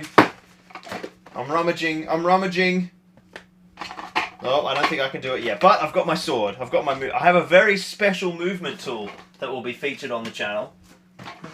as per promise, but it's in my other bag, which isn't in this room. So, we've got our normal sword. So, obviously our goblins, they're only moving 5 inches. I was like, how much do goblins move? So that is, we have changed these scenario participants a little bit. We're going to set our bowmen up. They're all going to do half moves and try and grab a couple of shots. And we'll send our bowmen over here. So 5 inches, they'll go in there. And these guys will all just run up. Getting closer and closer. Oh, whoops, I've swapped my bowman for a spearman there. That's not what I want. So we have swapped these participants up to make it a bit more traditional. So this Uruk-hai scout bowman is going to half move to there and take a shot. Lurtz is just going to go full. Lurtz is going to go for the big charge. Goldie's going to run up the side. We've got Grantlook and Sharlook. They're all doing full moves. Another Uruk-hai bowman in behind the seeing seat that you guys won't be able to see there. We've got all these Uruks doing their full moves. So that's 2 Uruk bowmen. The other bowmen are here. They're not going to be able to see, so they're just going to full move. And then our captain. Alright, it's shooting time. No Legolas. We've only got the mighty bow of Aragorn to deal with at the moment. Let's see what he can do. Who's he going to target, guys? So, his priority targets are, obviously he could start peppering away at Lurtz, or he could try and snipe some of the other bowmen. He's only got a strength 2 bow, so it's probably worthwhile him going for the goblins or the defense 5. No, it'd have to be. Or the defense 4 scouts with no bow. So otherwise, Lurtz is. Let's grab Lurtz's profile while we're here. Leave our fellowship profile open in the tab, and we'll grab Lurtz. Lurtz is a bit of a beast in and of himself. He is Fight 5, Strength 5, Defense 6. So Aragorn will be wounding him on 6s. 3 attacks, 3 wounds, 3 might. He is a force to be reckoned with. And he has the incredible ability, Heroic Actions. It's just a little writer's joke there. Alright, so... Alright, we're going for bowman. Right, Aaron's going to put a big shot in. He hits on 3s, but he's moved, so he'll be hitting on 4s. And I think we'll snipe for an Uruk-hai, a scout Uruk-hai bowman. Hitting a big 4. Oh, he gets the 4. Chasing a 5. 33% chance of the first casualty down. No dice. And returning fire, we've got 4 goblins, and they are all shooting at Frodo. They know who they're here for. They've got 1, 2, 3, 4, 5. They've all got clear shots. There's 4 goblins hitting on 6s because they all moved. That is 1 hit getting through, and that will need a 6 to get a wound on the sneaky Frodo. He is fine, and then I've got 2 Uruk-hai scouts who are hitting on 5s who have moved. And we get 1 hit through, again on Frodo. This will be an in the way through Aragorn. Hits Aragorn. Aragorn's only defense 5. And that's an Uruk-hai bow, so they'll be chasing a 5 to wound. No wounds. Alright, no shooting first up. Let's jump into priority. And this is where it is serious, guys. So priority has gone to evil. Obviously, Aragorn calls a heroic move for free so that they can run away. But the key decision here is, do we spend one of Lurtz's only points of might for a heroic move? Eventually, we're going to have to do that, right? Because Aragorn can heroic move eternally. So is now our chance, is now where we force that roll off and get Lurtz in on the charge at this point, or do we wait until we've got more numbers? Because obviously we'll be able to catch because of Frodo. Frodo only moves 4 inches and the scouts are moving 6. Alright, Nuno Diaz has called it. He's gone for the heroic move. Lurtz's first point of might is spent. Let's see, does it go to good or evil? It goes to good! Aragorn is getting Frodo out of there for the time being. So, let's move. Aragorn will have to move first. So his full move would be to there. So if he half moves, he would be there. And then Frodo is going to go 4 inches back to here. That frees up another shot. And because of this beautiful piece of woodlands here, it's going to stop Lurtz or anyone else from being able to charge Frodo. Because of Aragorn's control zone.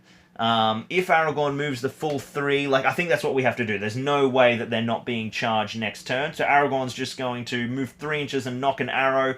Lurtz will then just not call his with me. And he is just going to run straight up the guts at Aragorn. And we're going to get the rest of these Uruk-hai forces in fiercely. Dear oh dear. So this is only turn 2, so no chance of Legolas and Gimli yet. We got to get these guys up. We are going to send some Urukai this way to try and run around and grab Frodo from behind. That bowman's going to sit still and shoot through into Frodo. So are those goblins. So are those goblins. So these goblins all need to move in a way so they don't create in the ways. That's not really possible. So let's start moving the archers, I think. So 5 inches, that just gets them to there. Goblins are like already falling behind.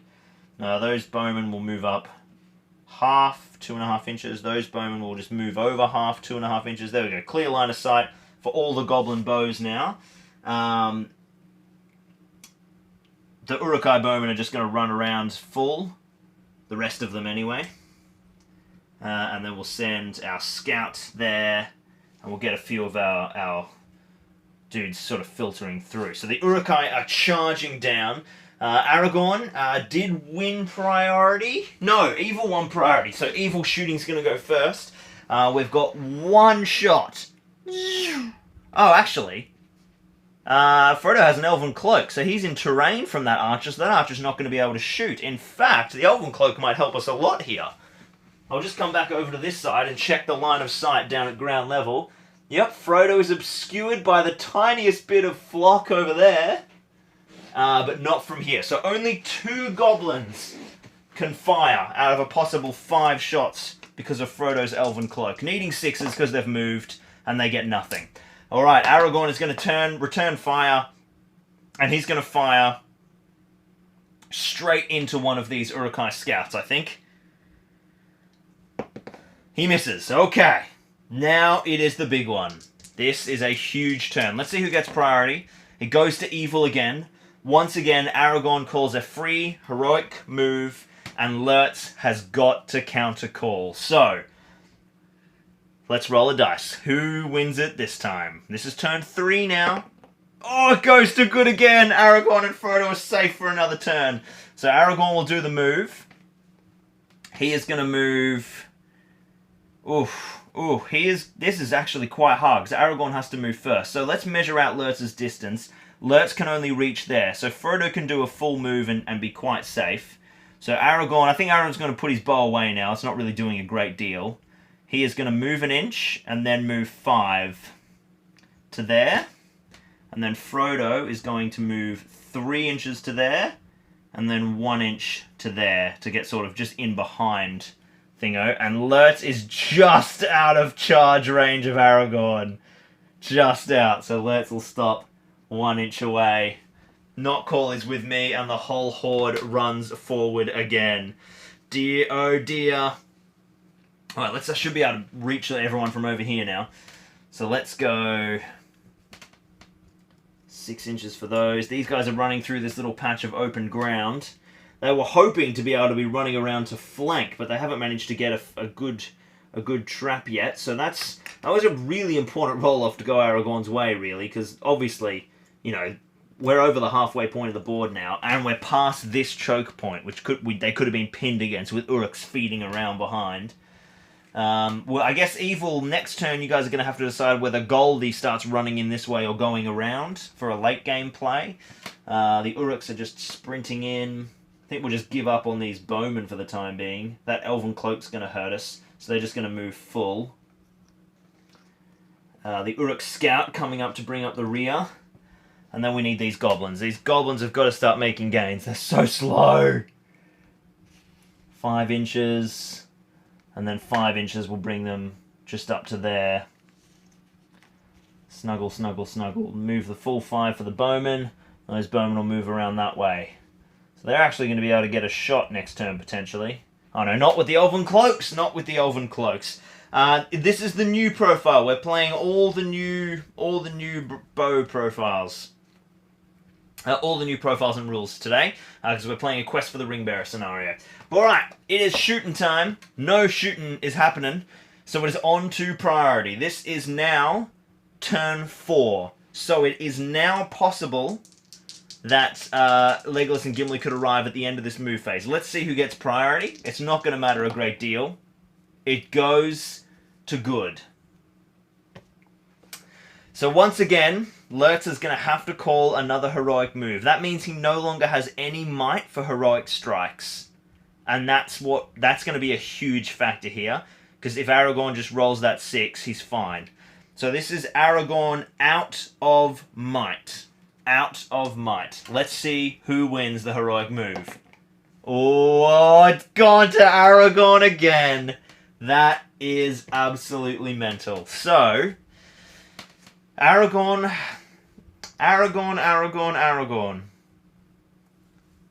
Obviously, all Aragorn has to do is survive. He doesn't have to get off the board edge. So Aragorn could kamikaze himself into Lurtz and give Frodo the chance to run away and then pop on the ring. Do you think we should go kamikaze with Aragorn? I mean, it's the themey thing to do, right? Especially as Aragorn, Legolas, and Gimli could be arriving soon. Kamikaze? Yeah, so this is a condensed, this is a small portion of the narrative Hen. The Amon Hen narrative. This is only the section at the top where Legolas and Gimli arrive to help Aragorn hold off the orcs while Frodo escapes. So this is just like a small part of the story. Boromir, Merry, and Pippin aren't in this scenario. Alright, everyone is saying kamikaze. So Aragorn is going to make his charge, and then what I'm going to do is position him so that it gives Frodo the maximum ability to move his full 4 inches and still be within 6. Which is basically there. So he'll charge Lurtz. Frodo is going to move 4 inches, which stays just within 6. Oh, actually, Aragorn can swing in like that.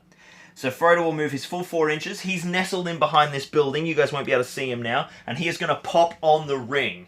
So Frodo is now wearing the ring. And Aragorn has charged Elendil! Oh, now, you know what? No, it's not the Legendary Legion Lurtz. They don't have move 8. But we will... Let's give Lurtz the throwing weapon. Let's give Lurtz the shield throwing weapon. I think that'd be really fun. And I also forgot to mention that Aragorn, Legolas, Gimli, and Frodo have their Gifts of Galadriel, which are additional special rules that they get in the Quest for the Ring-Bearer campaign. So let's have a quick read of those. Gifts of Galadriel. Where are they? They're about here, I think. Start your fellowship. Nope, I've gone past them. Campaign. Where are the Gifts of Galadriel? Oh, that's Fantasy Fellowship. I want the campaign itself. So I think that's back here. Here we go. Alright. No? Where are the Gifts of Galadriel? To the contents page. I know that Gimli's is he gets the 3 hairs of Galadriel, which are absolutely awesome. They essentially, he can spend a hair each game to be able to re-roll all his dice in a dual roll. Legolas can re-roll failed hits if he's within 3 inches, I think it is. Gifts of Galadriel. Where would it be? Maybe it's in the... No, it's not in the scenarios, it's in the campaign section. I just don't remember what Frodo... Oh, Frodo can do like a blinding light thing, and I have no idea what Aragorn's is. Oh, he gets Uruk Bane! He gets Uruk Bane because of the dagger. Yeah. Oh, these are savage. Okay, here we go. Breaking the Fellowship. Yeah, so it's the same things as Breaking the Fellowship, so this will work. So, each turn Frodo may use a single free point of will to cast Blinding Light. And it's cast on a 3+, but he can't do it if he's wearing the ring, so that doesn't matter to us now. Aragorn gets the Uruk-hai-Bane special rule. It's an elven-made dagger. And Legolas may re-roll any failed hit rolls when shooting if he's within 3 inches of a model. And then Gimli gets his hairs. So, if Aragorn wants to use the Uruk-Bane dagger, it means that he doesn't use Anduril, I think, because he has to elect which piece of war gear to strike with, Anduril or the thing. But of course, if we're playing movie version, then technically Aragorn doesn't have Anduril right now, so he just has a hand and a half sword, and it's not elven. It's not elven. So yeah, so I think it's I think we have to decide this turn. We've got to fight with the dagger, right, rather than the hand and a half. That's savage on Lurtz. Anyway, so they've all moved. Let's get everyone in now. So we've got Goldie here, which is going to be something that Aragorn wasn't expecting. He's going to get in and charge. We can put some Sure, look, we can put some pikemen in. Now, this is something that is a bit tricky because of what we've done with the scenario here. Is all of a sudden Aragorn's fighting proper Uruk-hai with pikes. We can get Tom Luck in as well.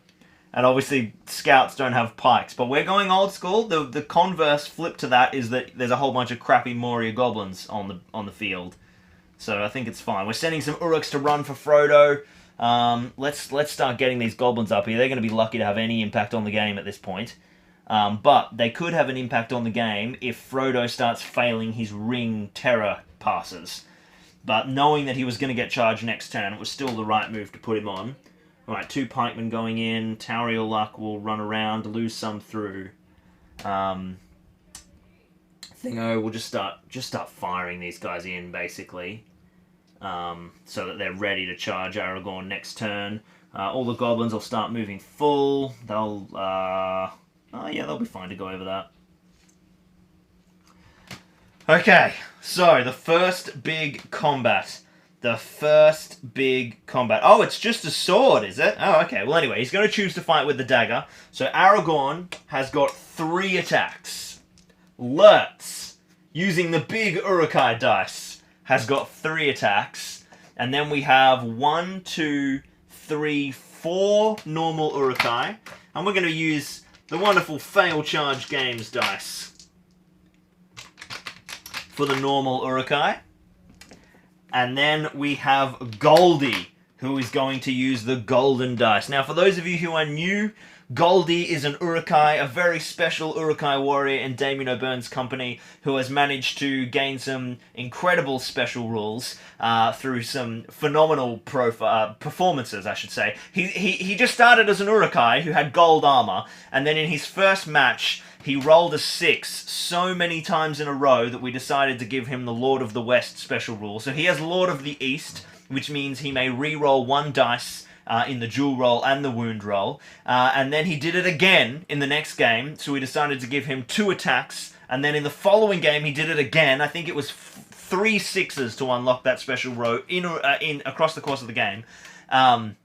It was originally in a row to unlock Lord of the West, and then we kept track. So now he is Fight 5, 2 wounds, 2 attacks with Lord of the East. He's got no might or fate or anything, but every time he dies, he comes back to life on Goldie's Hill. Now that's the other important thing that we didn't talk about here, and this is massive in the scenario, and that is,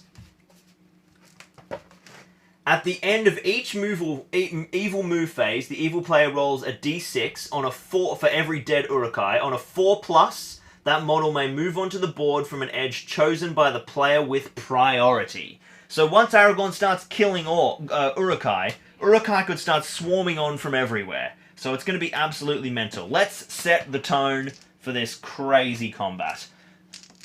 I'll tell you what, we'll roll all the evil ones at once, and we'll see if Aragorn needs the 6. Oh, he needs the 6, alright. Lurtz coming in strong. No one else managing much, but Lurtz gets the 6. So Aragorn has got 3 attacks. And he's probably going to have to spend might here. If he managed to get a natural 6, that'd be great, but we're at least looking for a 5. Oh, he's only got a 4! He's only got a 4, spending 2 might points already. That would be crazy big, but I think if he doesn't...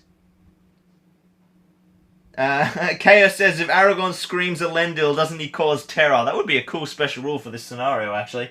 But I think we've got to spend 2 points of might. So Aragorn will win the fight on fight value, because he's fight 6.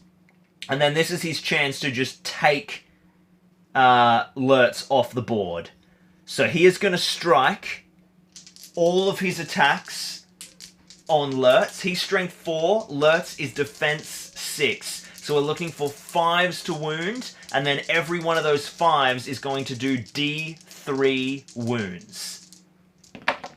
Oh, we've only got 1 5. We've got a 5 and a 4. Now, fate points apply before D3 wounding takes into effect. So Lurtz is going to spend his fate point and see if he saves that wound. He's only got 1 fate.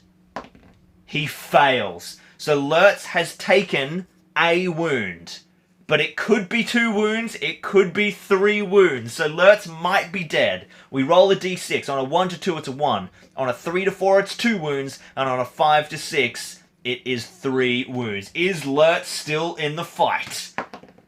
Yes, he is! Yes, he is. So, he has taken 2 wounds on the d3, leaving him on 1 wound, and now we have a 4 here that Aragorn could might with his final might point and take Lurtz off the board. What do we think, guys? Do we spend the might and execute Lurtz? Or do we save that might point to try and keep it for, I guess, heroic moves or modifying might dice? Obviously, he's always got his free point of might. I feel like it might be worth just spending it and getting rid of Lurtz. He's such a threat. We've got not worth it, kill, order 66, kill, execute, kill. Lurtz has no might. Liam says, don't you have to spend the might before fate? We don't quite play things particularly firm and fast here. That was at on a different strike anyway. So technically all of these strikes would be individual, so we're resolving them one at a time, is essentially. But I often roll stuff together for camera. It's more dramatic that way. But yes, technically we should have rolled those individually so that we could do this, but it's fine. It's fine. So the chat says it's actually a little bit mixed, but I think the ayes have it and the nays do not. So Aragorn is now out of natural might and Lurtz is executed. Now, unfortunately, he doesn't come back on a 4+, it's only warriors. But Aragorn burnt all his resources, but he has gotten rid of a pretty serious threat. But there are some other serious threats on the board. And that is a horde of Uruk-hai with a couple of interesting characters. So, let's jump into priority. Now, this is a big one for the forces of good to win, because there's no might on the side for evil, and now it is the good forces' turn to move. Now, Aragorn is proper boxed in. He actually won't be able to just run off because of the Uruk-hai control zones, so he is probably just going to have to enter this control zone first and charge there to at least try and block up some of that space, and then Frodo is going to make a move. But of course, Frodo is wearing the ring, so Frodo needs to take the ring test.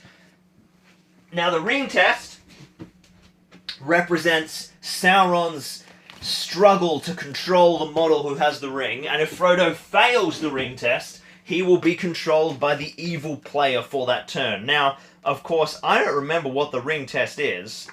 I think you roll a d6, and if you roll a 1 or a 2, he's controlled by evil. So let me just quickly grab the weapons and war gear section. Special strikes, throwing weapons, equipment, the One Ring, Sauron's blah blah blah blah. On the roll of a 1 or a 2, the opposing player controls the ring bearer instead of the controlling player. Yeah, cool. Cool. So, let's do Frodo's big old test.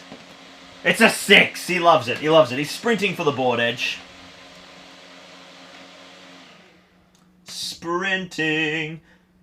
1, 2, 3, 4. Oh, also, did we forget to roll for Legolas and Gimli last turn? I think we did.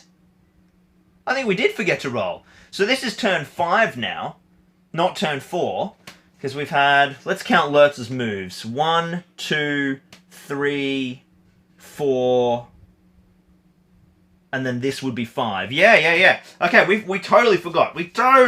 Okay, so let's roll for last turn. Last turn we needed a 6 to see if Legolas and Gimli arrived on the board edge. Oh, they came last turn!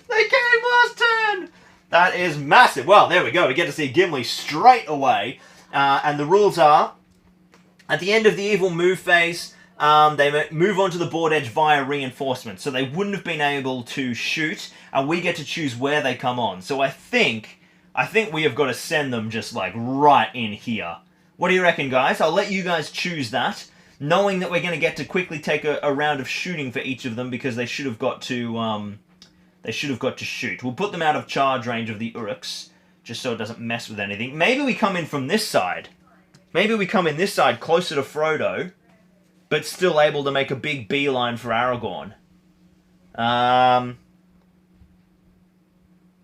I rolled last time, did I? Oh, okay. In that case, if I did roll last time, we'll just make that for this turn. So they arrive at the end of our move phase. We'll just make that for right now. They're not able to charge this turn, so we'll just throw them... We'll throw them somewhere where they're going to be able to do some good shooting, basically.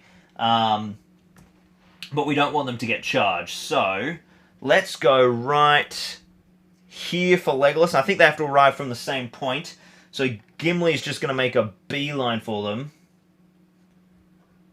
They're just going to end up cutting their way through a lot of Uruks. I actually think it's probably better going this way. So Legolas is going to move 3, and he's going to move on to get a nice clear shot at Urukai, and then Gimli will move 5 to here and not get in Legolas's way. Good are going to win. Maybe, maybe. Oh, now they've got... Leggy has Woodland Creature, of course.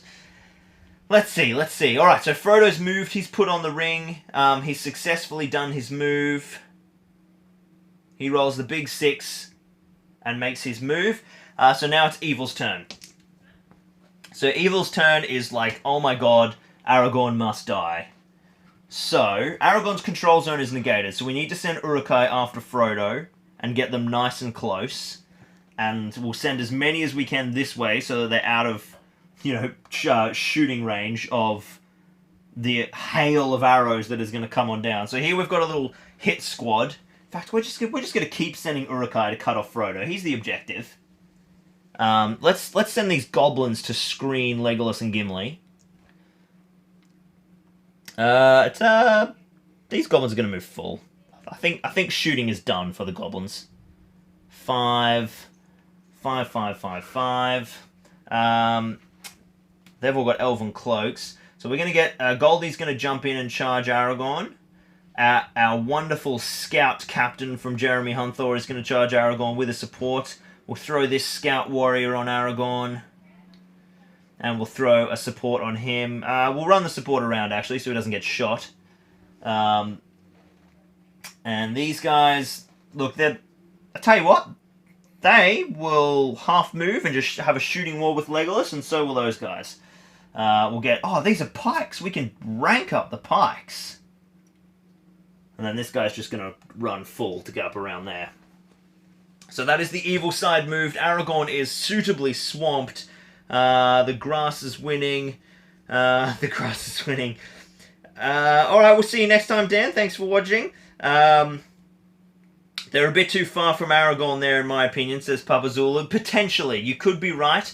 But if they came on here, they would just get charged. And if they came on here, like, you could just screen them with Urukai. But we'll see how we go. Frodo is the objective, we have to remember. But we do have to keep Aragorn alive. So maybe I've made a bad call. We'll see how we go. It's shooting time. And your boy knows Legolas is going to just open fire. Now, Leggy's got choices. No, it's into the bowman. It's into the bowman. Let's thin the ranks. 3 hits.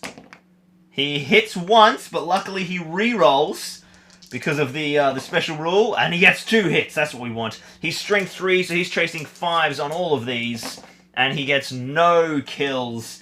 Excellent work, Legolas. Gimli can't throw any axes, so we're looking for 5s and 6s, returning fire at... Oh, you know what? I think Legolas might be obscured by an elven cloak again. No, he's not. So all into Legolas for these bowmen. 5s and 6s, and there is nothing returning fire. Shooting is over, and there is one combat to rule them all. It is Goldie on the black dice. No, we'll put Goldie on the gold dice, of course, of course. And now we have 1, 2, 3, 4, 5, 6, 7, 1, 2, 3, 4, 5, 6 normal warriors, and the captain, who is just basically a normal warrior with extra attacks. So that is 8 dice. I need all 8 of the Urukai dice, and it would appear that I have lost an Urukai dice. So we'll just throw in a Gandalf dice. Alright. And they've got the big 6s, the big 6s. So Aragorn needs a 6 to win this fight, or he is going to be in a spot of bother. He does have his free point of might this turn. In fact, a question for the chat: should we get Aragorn to call a heroic defense? Should we save that point of might for trying to roll the 6? Or should we call a heroic defense? It's free, it doesn't cost us anything. It's a free might point. That will mean that they're only wounding on natural 6s. I am strength... they're strength 4 and I'm defense 5, so they will be wounding on 5. So we will be halving that efficiency. So before we decide if he's going to win or lose, Are we going to go heroic defense or saving the might for the roll? We've got one each. Liam says save the might. Liam says heroic defense, sorry. Timothy says save the might. Jason says heroic defense. This is a big call. I might get a few more inputs. More defense from Liam. Defense would be smart. Alright, looks like we're going to call that heroic defense. So these dice are all I have, and I have heroic defense, and I'm chasing a 6 to win the fight.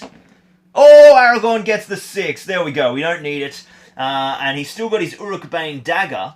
So I think good old Aragorn has got to drop some wounds into our captains here. We've got an Uruk captain here with a horn, which is the beautiful Jeremy Hunthor captain. But most importantly, we have the terrifying Goldie. So I think first strike into Goldie, needing a 5. Oh, he gets a wound! He gets a wound. Goldie has no fate, and this is an Uruk Bane dagger. Let's see how many wounds it does from the D3. And it does only 1 wound. Alright, second strike into Goldie. He only gets a 4. Third strike into Goldie. Oh, he gets another 6. That's enough to take Goldie off the board. Kaboom! Aragorn kills a second major Uruk-hai hero, and Goldie is finished. Now, even though Goldie is a hero, as we all know, Goldie automatically teleports to the top of the board, to the highest point, which is usually Goldie's hill, but that's not on the board today. So Goldie will be back, but he starts on the top of the seeing seat. So a good victory there for Aragorn. It's all going well at the moment, but with this many numbers on the board, it could kind of fall apart at any time. Let's jump into priority. Oh, Evil get a strong one here. Evil get a strong one here. Well, there's no point calling heroic moves. We could try and call a heroic move with Frodo, to try and run him away, but I think we need to save his might point for heroic defenses. So, that's fine. Aragorn is getting swamped. Let's just get every model we can. We get a goblin in there. We just rank up all of these pikes. Rank, rank, rank. That is a lot of models on Aragorn. And now we have the courage test time. So, Uruk-hai are courage, I think they're courage 3. Yeah, because the heroes are courage 2. So Uruk-hai are courage 3. So these models have to take a courage check to charge Frodo because they're wearing the ring. And for every inch they are away, they have to -1 to their courage. Oh no, -1 from the roll actually, not to their courage. So this guy, this Grant Look, he's going to take a courage check first. He's courage 3. So he gets a 7, but he is more than 1 inch away, so that is a fail. We're going to take a courage check with this guy at the back here. It is Sharluk, the mighty Sharluk. Oh, she's rolled double 6s. That is 15. That is well enough, even with the modifier. She's going to charge all the way around and nestle in, and we've got just enough room for Tauriel Look to get in. She's probably going to have to roll something insane. In fact, there's no point in her charging. She's just going to move in now that Frodo doesn't have a control zone, and they're just going to move in and trap Frodo. That is the Uruk-hai hit squad that has come to deal with Frodo, and now we need to send in the Goblin screen to stop the inevitable reinforcements. So in go the Goblins. Leggy and Gimli are going to have to fight their way through the Goblins from the Misty Mountains, who are running down to try and help aid their Uruk-hai comrades. And then we've got a bowman up the back here. He's just going to move full, and we'll move full with them as well. All right. All right. Obviously, Goldie. Oh, we've got one guy up the side here as well. Goldie will just move down the stairs.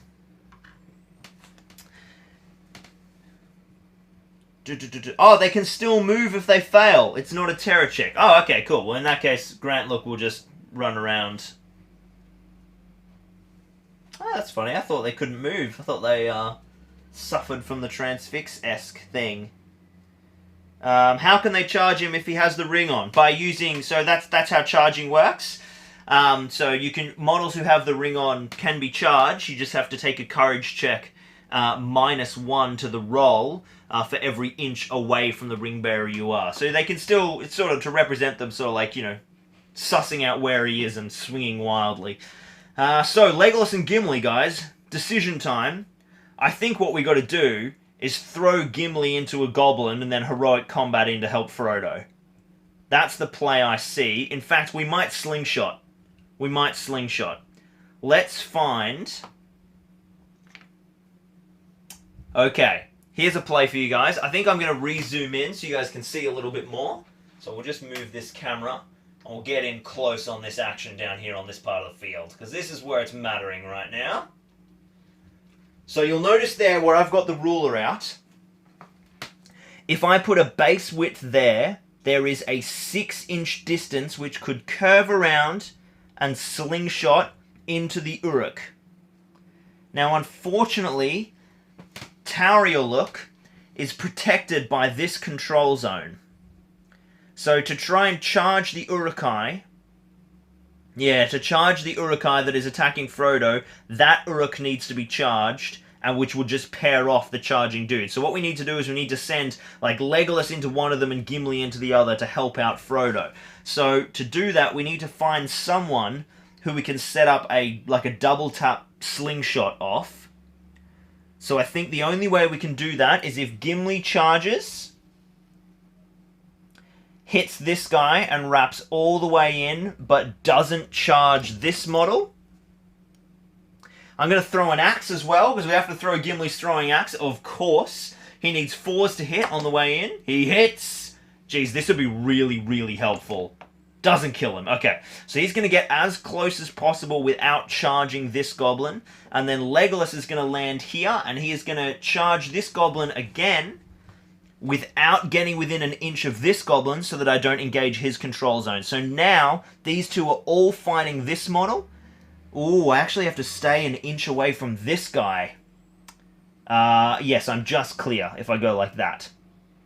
So now I've managed to set up Legolas and Gimli fighting one goblin, avoiding those control zones. They'll be able to call a heroic combat. Gimli will be able to go in here and charge this guy, or Legolas, and, you know, we'll be able to help out Frodo. So that's really important.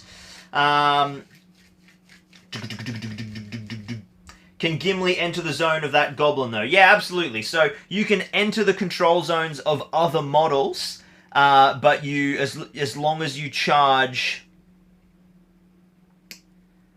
Oh, now I'm forgetting control zones. I'm pretty sure as long as you charge one model, as long as you charge the model you first enter, you can ignore any subsequent control zones. I'm fairly certain that's pretty sweet. Hey, it's Damo. Hey, Damien, you'll know.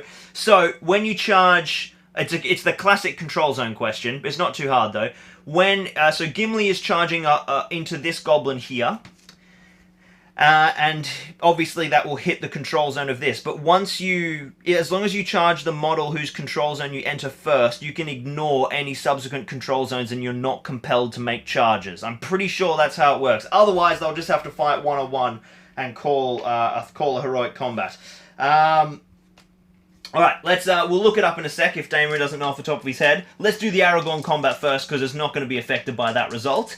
And that is going to be a world of pain for Aragorn, I believe. So we've got so many. Let's just start with Aragorn, because if he rolls the 6, we don't have to roll anything. Once again, guys, are we calling heroic defense, or are we saving the might? That is a big question for you guys to answer while I look up this control zone check.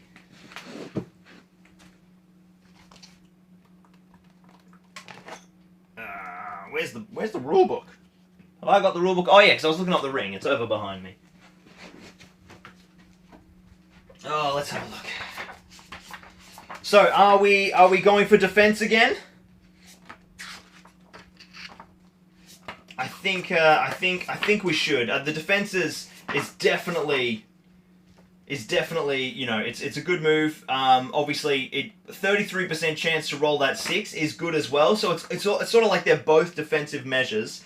All right, I've got the page open. I can read it and find out in a sec. All right, looks like we're going for defense. All right, we've called heroic defense. Let's see if Aragorn can clutch the 6. Oh, he gets it again! Once again, we're wasting might on these heroic defenses, but they're worthwhile. So he pushes back. So Aragorn just fought 6, 10, 11. 11 Urukai, including the captain, and you know he's going to drop those strikes into the beautiful Jeremy Hunthor captain, needing 5s for wounding. He fails the first. Another 5. He fails the second. 1 more 5. And he gets a 4. So no wounds, but he survives, which is the important thing. So let's have a look at this control zone quandary down here. So control zones, charging enemies, charges and control zones. The first rule is that if a model enters an enemy's control zone, they must charge that enemy, although they may continue moving within that model's control zone in order to charge different parts. So that's the charge and wrap. The third rule is that once a charging model enters a control zone, it may ignore the control zones of other models in order to continue charging its original target. This means that no matter how closely packed enemy models are, a model is always able to charge the first enemy whose control zone it moves into. So that's where I'm drawing that conclusion from, but I think it actually contradicts the first rule. So let's have a listen again. Once a charging model enters a control zone, it may ignore the control zones of other models in order to continue charging its original target. This means blah blah blah blah blah. And the first rule is that if an enemy model enters the control zone, they must charge that enemy, although they may continue moving. So obviously, yeah, I wonder if I can do that. Let's see what Damo says. See if Damo has even replied.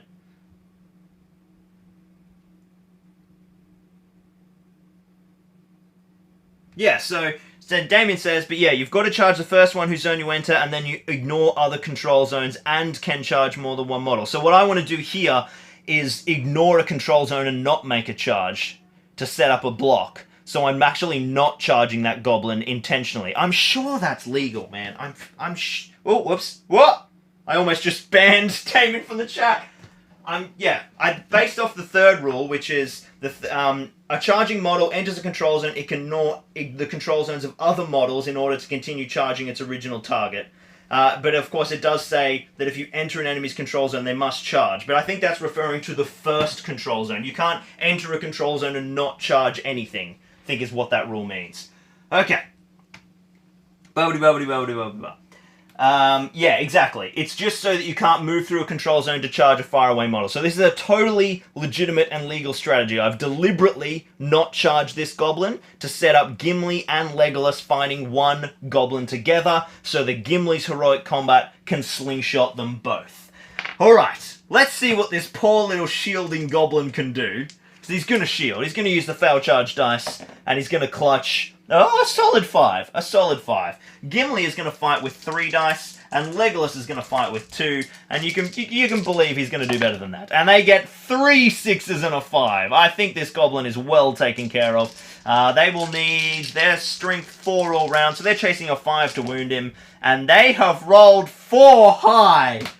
Are you kidding me, guys? Why did I not go two-handed with Gimli? Okay, so Gimli is going to have to spend a second point of might to make the heroic combat go off. This is terrible. What the Okay. Okay. Alright. We're going to do it. Why not? Gimli is now going to charge, and Legolas is going to charge into the goblin, into the Uruk-hai that is fighting Frodo. So that saves that. Let's do Frodo. Let's do Gimli fighting Grantlook over here now. Grantlook is another Uruk-hai. He's not going to shield. I think we'll try and get some fluke wins on him. Yep, he rolls a 1. Gimli rolls a 5. And once again, Gimli is going to need 5s to wound. He's perfectly capable of it now. In fact, he rolls 2 5s and a 6. Couldn't do it a turn ago. And he kills his Uruk-hai. That is the second. That's 2 warriors dead in this turn. And then we've got Legolas fighting with 2 attacks, Frodo fighting with 1 attack, and fighting against a single Uruk-hai. And Leggy gets double 6s, clutching it for the forces of good. And Leggy will need 5s to wound. And Leggy kills him. Alright, so Gimli has now killed 2. And Legolas has killed 1. We need to remember that, guys. Because now, Legolas is... Oh, you know what? I think that, you know, the rule of 42... Oh, no, his hit value goes down to 2+. That's what it is. Good, so it still works. Alright, alright. A big turn for everyone. Let's do priority. I think Ugluk can show up on a 6 to replace Lurks. We should do that. We've got the Uglug model. I'll tell you what. If evil roll priority from a 6, from now on, Uglug can show up on with whoever is left on the board. Let's do priority. And it goes to good. No models on the field. Don't worry, Damien. I know your guys are models, but they come back on a 4+ at the end of an evil move phase, so it's fine. Alright, so this is good for Frodo. Frodo's got to take his ring test. Now, we'll start with Gimli and Legolas first. Gimli's going to charge this Uruk here. Gimli's going to charge Emluk. 4's to hit. Ooh, he loves it. Emluk, you're getting an axe to the face. No, you're not. She's fine. She's totally chill. Frodo will now move. He's going to take his ring test. He loves it. Big 6. Big 6 for Frodo. And he's going to move 1 inch out and then 3 inches back. And then Legolas is going to charge in here on Tauriel, keeping Frodo safe from any charges this turn. Aragorn is going to... he's still not really being able to move anywhere. So I think what Aragorn's going to have to do is hit this model and then wrap in. So he's putting himself against the terrain to limit the amount of models that can charge him. It'll mean 1 less attack, basically. Not a great deal of importance. Alright, let's do the evil move. Goblins are charging Legolas. They're charging Legolas big time. We can throw a spearman on Legolas. We'll put a spearman on Gimli and a spearman on Legolas. These goblins are going to just sort of start shimmying down, basically, for charges next turn, as they're not going to be able to get around into Leggy. Yeah, screw shooting. Get down there, lads. Go, go, go. And then, yeah, we're just going to gang up pretty hard here on Aragorn. His little maneuver has stopped an extra person from getting in, so that's good. And we'll throw a few pikes on, and he'll go 5 inches. So Aragorn's just getting railed. This is the scene where he's getting like held against the wall, and then Legolas runs in and shoots him. So hopefully we can set that up to actually happen. Unlimited Jurassic Porks, glorious stuff. So, at the end of the evil move, we have to roll for our 3 warriors, any 4+, and they will come back. And we get a 4, a single 4. Now, good had priority, so the good side get to choose what board edge they come on. And you can bloody better believe they're walking on all the way up the end. Goldie's going to run up as well. So, that was a turn where evil didn't actually want to bring anyone back. That's fine, though. Alright, let's do... That's a really cool mechanic, actually, having them come on from anywhere, which is really scary, because they could just run on and fight Frodo right here at the board edge. Obviously, they can't make charges, but being chosen by the player with priority, I love that. When we filmed our big Amon Hen scenario, they just come on from the evil player's control on a 4+. So, like, we had this scenario where Aragorn, Legolas, and Gimli were just, like, constantly fighting on the board edge to stop Merry and Pippin getting taken off the board, and orcs were just always showing up. They could never get away, and the game just basically kept on going forever. Aragorn called the heroic move, made the charge, brought them back, more Uruks came, and then Frodo just eventually ran off the board edge. Alright. Hey, it's Top Table Steve! Hey, I've got all the boys joining tonight. So, let's jump into our combat phase. I think Aragorn, I think you guys will choose to go heroic defense again, so yell out heroic defense or fight with his might point. And then we've got Gimli and Legolas. Gimli's got 1 point of might left, and it's not the worst opportunity to call a heroic combat. He's only fighting the 1, even though there's 2 attacks. And Legolas is fighting 4, so maybe could use a little help, even though he's not trapped. Plus killing a few more guys in this area could be good. So, Top Table Steve says, I forgot what a gaming board looks like. So I think we'll call the defense, and I think we'll go risky with Gimli. Yell out if you're changing your mind on that. I'll let you guys decide on the heroic combat while we do the heroic defense, because they won't affect each other. Aragorn, you've got 3 dice, my lad. You've rolled a 6 every single time. And now he's rolled a 5. So, if we kept the might point, we would have won this fight. We've got 1, 2, 3, 4, 5 normal Urukai, chasing a 6 to win, and they get the 6. Aragorn is pinned against the wall here, so he's taking 1, 2, 3, 4, 5, 6, 7, 14 strikes. However, with the heroic defense, Natural 6s only. There is 2 6s there. That is 2 wounds on Aragorn. And the second set. 3 wounds on Aragorn. And we will spend... There were a lot of 5s, though. So, you know, the heroic defense didn't do nothing. All 3 fate points, needing 4s to keep Aragorn on the board. And we have only passed a single fate point. So from Aragorn being king of his own little castle, he has gone to 1 wound, no fate. We are in trouble now. Alright, talk to me about this heroic... Okay, you guys haven't decided, so we're just going to do it. We're going to do it. Gimli is going to go 2-handed. That will mean that he only needs 4s to wound. Which is actually the exact same statistics. 3 dice chasing a 5 or 2 dice chasing a 4. I think we will go for the 4s. Because we've got the ability to re-roll our dual dice. No, it's the same thing. It's the same thing. So we will go 3 dice because it makes the dual better. So 3 dice for Gimli versus 2 dice for the Uruk-hai. He has called the heroic combat. He wins on a 6, and now he is chasing 5s to wound. He needs a single 5 to kill this Uruk-hai and run on in, and he fails his heroic combat again. Gimli is now out of might, and you know what's really awful? You know what's really awful? Because Gimli did this heroic combat first, the Uruk-hai can back away into a position that traps Legolas. So if Legolas loses this fight, he is now trapped where he wouldn't have been before. Let's start with Leggy's dice. Legolas, you need to roll well here, son. Okay, you're on 5s, so you can save yourself, but it may cost some resources. 4 dice for the evil side. Oh, they don't even get a 5. Leggy wins just on the dice roll. Thank goodness for that. And he's chasing 4s, so that's 5s to wound. So he's just going to sink a couple into each one. There we go. Down goes Tauriel Luck, and the Uruk-hai get pushed back. So a poor turn for the Fellowship. Very poor turn. Let's jump into priority. It's a big 3 for good, and it's a 5 for evil. Alright, it's heroic move time for sure. Legolas will spend his only point of might.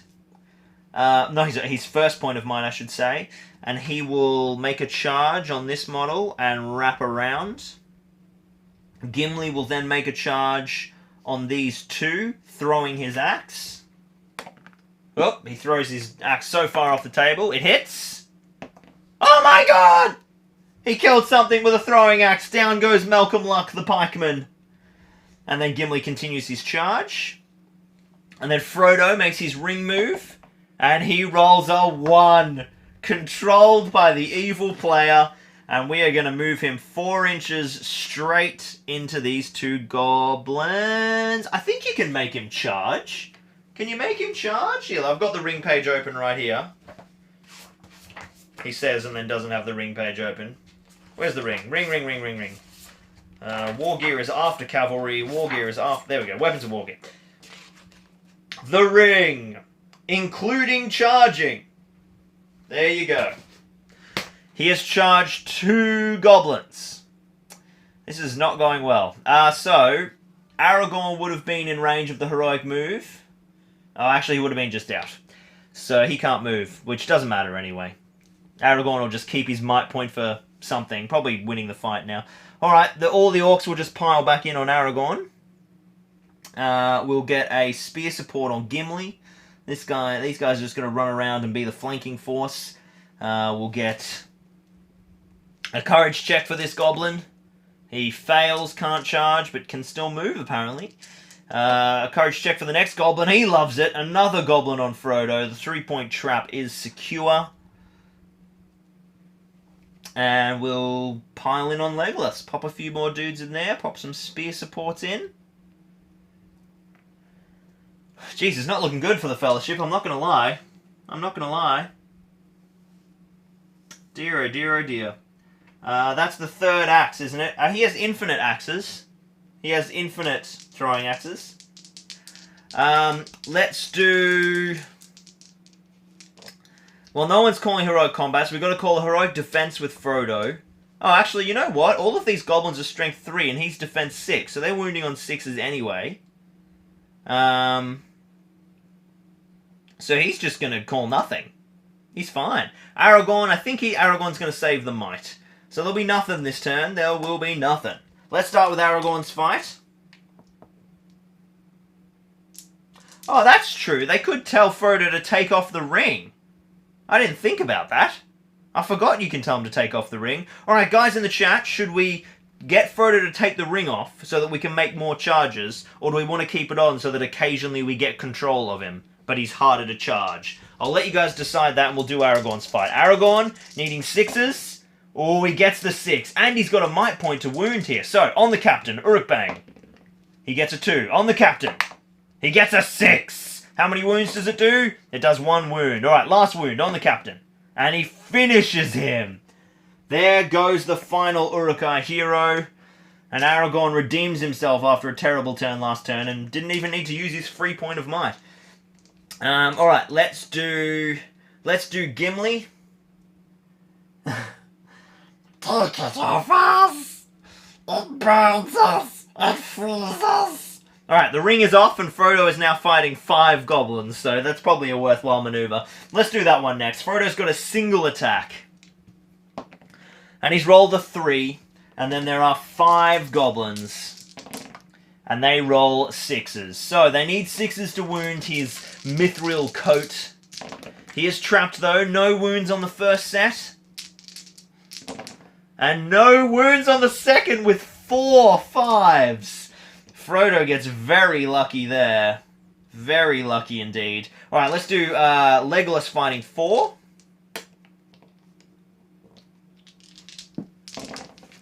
Oh, I've dropped one of Leggy's dice again. There's green dice all over the floor. I'll have to find them at the end. Leggy's only 2 high at the moment. Oh, he gets it on a 4, and the Uruks can only manage 3s. Leggy doing well. He will need 5s to wound. Doesn't get any wounds. Oh, I forgot. Who's in the lead for kill counts at the moment? Is it still Gimli? Yes. I think. Gimli's killed 1. Gimli's killed 2. And then, oh no, with the throwing axe, Gimli's back ahead. So it'll be 3-2 to Gimli at the moment. Alright, so Gimli can fight with 3 hands and get +1 to wound. Ah. Yeah. Big 5s for Gimli, and then 2 Uruk-hai. They get 4s.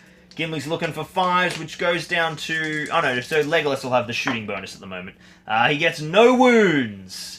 No wounds. He's still in the lead, not getting his +1. Legolas needs to do some more heavy lifting. So, big priority now. Oh no, the evil move. Oh, that was supposed to come on at the end of last turn. Let's see how many models come on. We've got 4 warriors.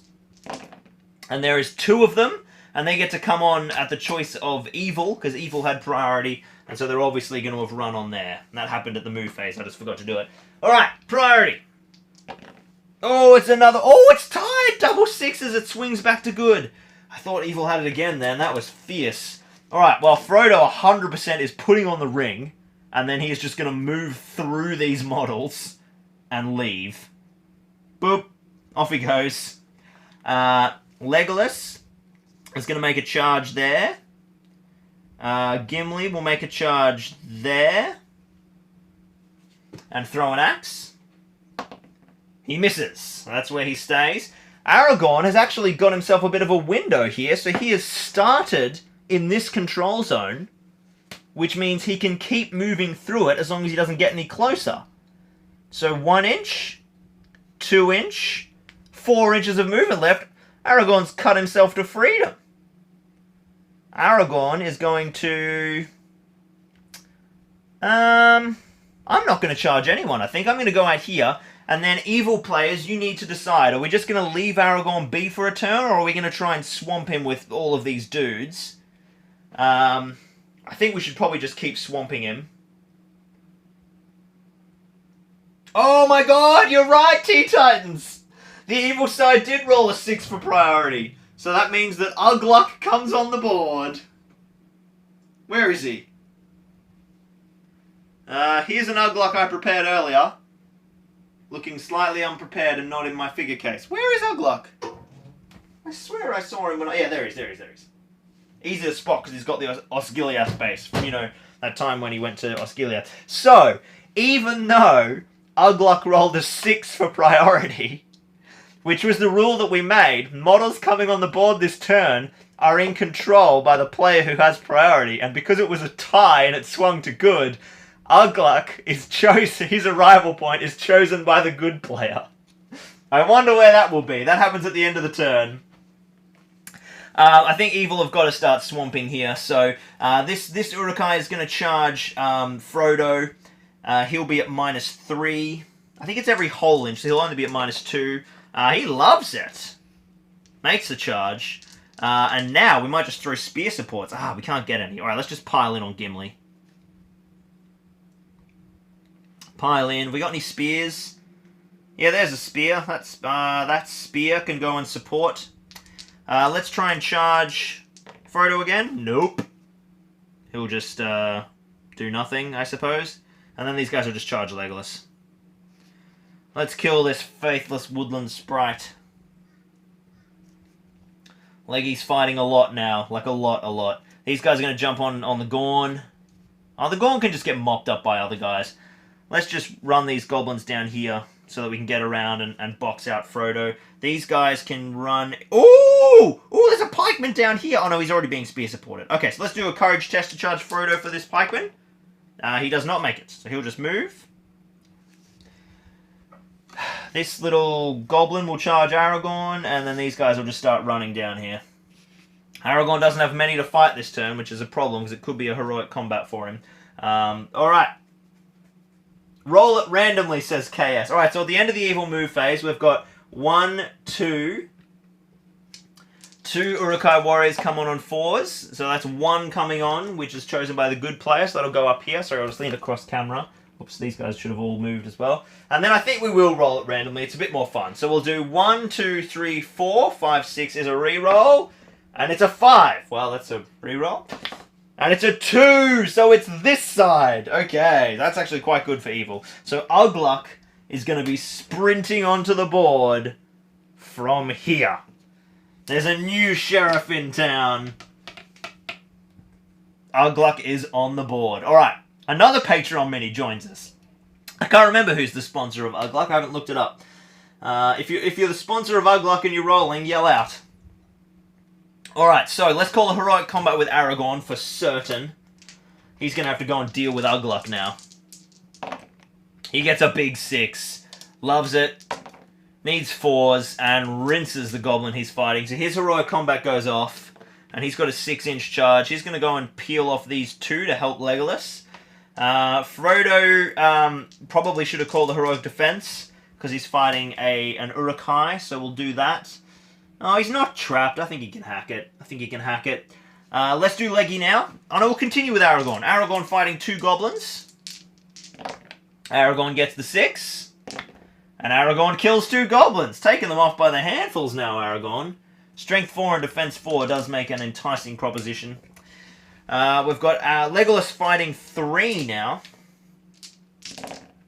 Legolas finally loses a fight, but he's not trapped because of Aragorn's lovely work there. So they will need 4s from the Uruk and 5s from the goblins. Oh, the goblins get 2 wounds, those sneaky buggers. 2 fate points for Leggy, and he passes them both. So Legolas has only 1 fate remaining. Hope Ugluk takes out Aragorn, says Anders Hobbies. Hopefully not. Hopefully the Gorn can stay alive. Have a good dinner, dude. Alright, let's do Gimli. Gimli fighting 3. He's still at disadvantage, but he's just going to roll his 3 dice. He rolls a big 6. He hasn't had to use any of his hairs of Galadriel yet. And he puts out a wound as well. Alright, Frodo fighting 2. This is the big one. Frodo clutches it with a 6. And gets another 6. 2 6s in a row. 1 more 6. And Frodo unlocks Lord of the West. What a savage moment. He's like, get out of here, Uruk-hai. Ugh. Murders the Uruk-hai trying to wound him. Alright, priority. And it goes to evil. Okay. So there's might points here, obviously. I think Aragorn will call a heroic combat for free. Ugluk is out of charge range. So there's no point in him calling a heroic combat. So, a heroic move, rather. So, oh, actually, evil has priority. Yeah, actually, Uglok's going to call a heroic move because these goblins are in range of him and they'll be able to get into Aragorn and cancel it. So, let's do it. Let's see who gets the move. It goes to evil. Uglok's already having an impact on the game. He's going to move his full 6 and then this goblin is going to charge Aragorn, negating his heroic move. And this goblin will have to move up as well. And now, evil's priority returns. So, let's just pin and trap Legolas. Aragorn doesn't have any heroic combat this turn now. Let's just try and kill Legolas.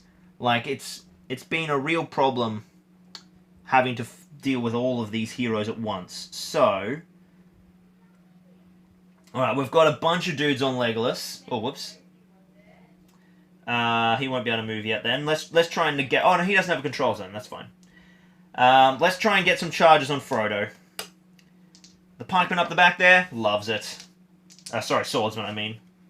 Swordsman goes in. Pikeman gets on the support. This guy's going to charge Gimli. Let's get a Tomluk charging. Oh, no, he's too scared. Doesn't charge anyone. Fark charging Frodo. He's too scared. The pikeman up the back. He's too scared. And the pikeman up the very back. He gets it. Oh, not with the -1s. No, courage 3. Yeah, that's good. So 1. So Frodo's got 3 Uruk-hai on him now. That's worth calling a heroic defense for, I think. And then Gimli's only fighting 2. So, Legolas in trouble again. I don't think Legolas has heroic defense.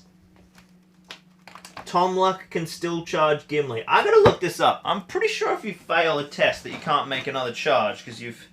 Or maybe not, I don't know. I never used the ring. Highly likely that I'm wrong. Liam's reminding me of these ring rules. It's very helpful because I never play with it. Alright, so... Charging the ring bearer. Where's that? Sauron's will. Invisible.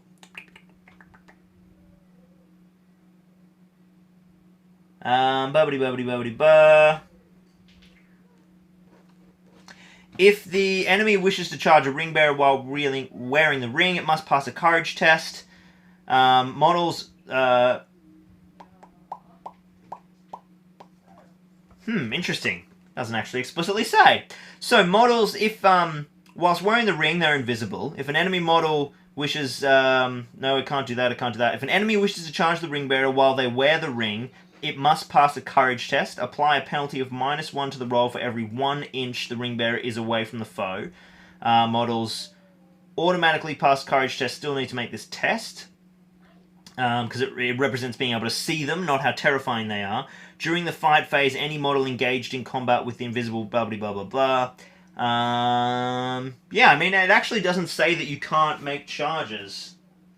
Because it's not a terror check. So yeah, I suppose we'll rule it as they can charge other things. So we'll charge into Gimli. Tomluk should have done the same, then charge Gimli as well. Alright, so Gimli's now fighting 4.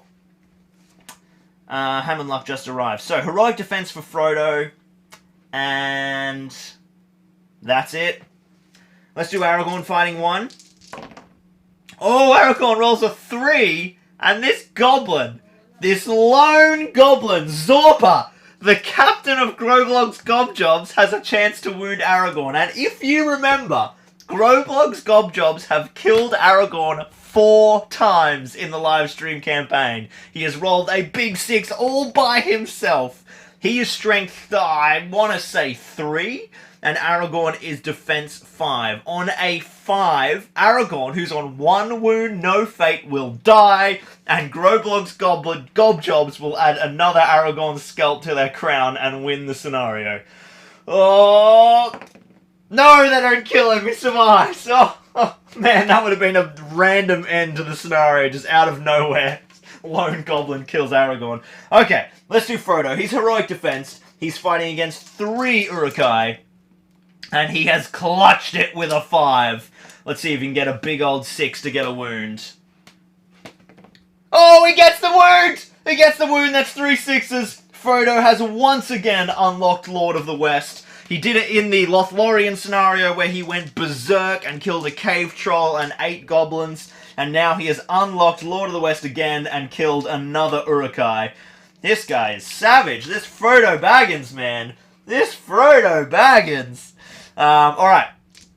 Let's do Gimli. Gimli is fighting with 3 dice, absolutely, and he's got only 4 high, and there are 4 models fighting against him, and they have got 5. So he's defense 8.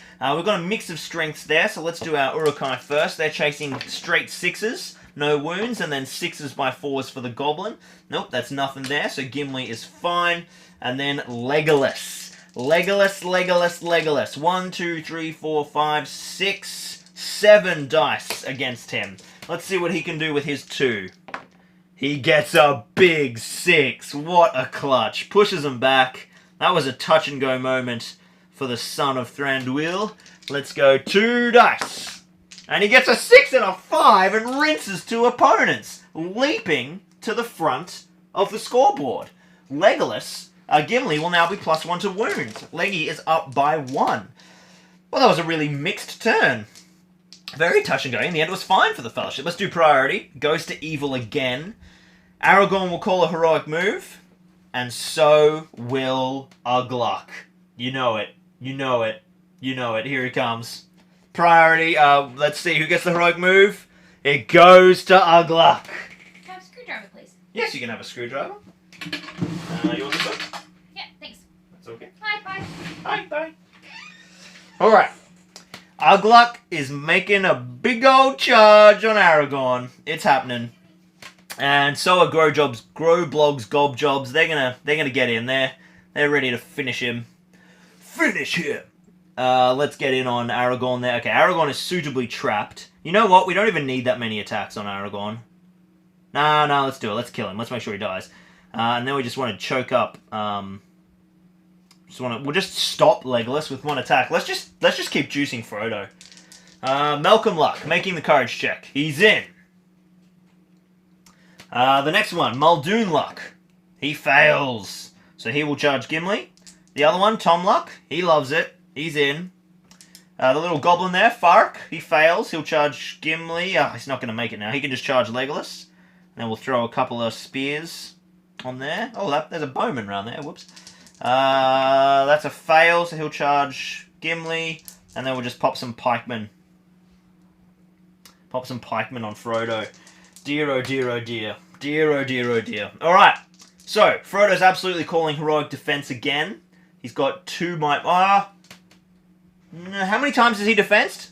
I think he might have 1 might point left after this, but we'll check. Ugluk is using his last point of might to call a strike. 100%. You guys are screaming for it in the chat. And Aragorn's got nothing.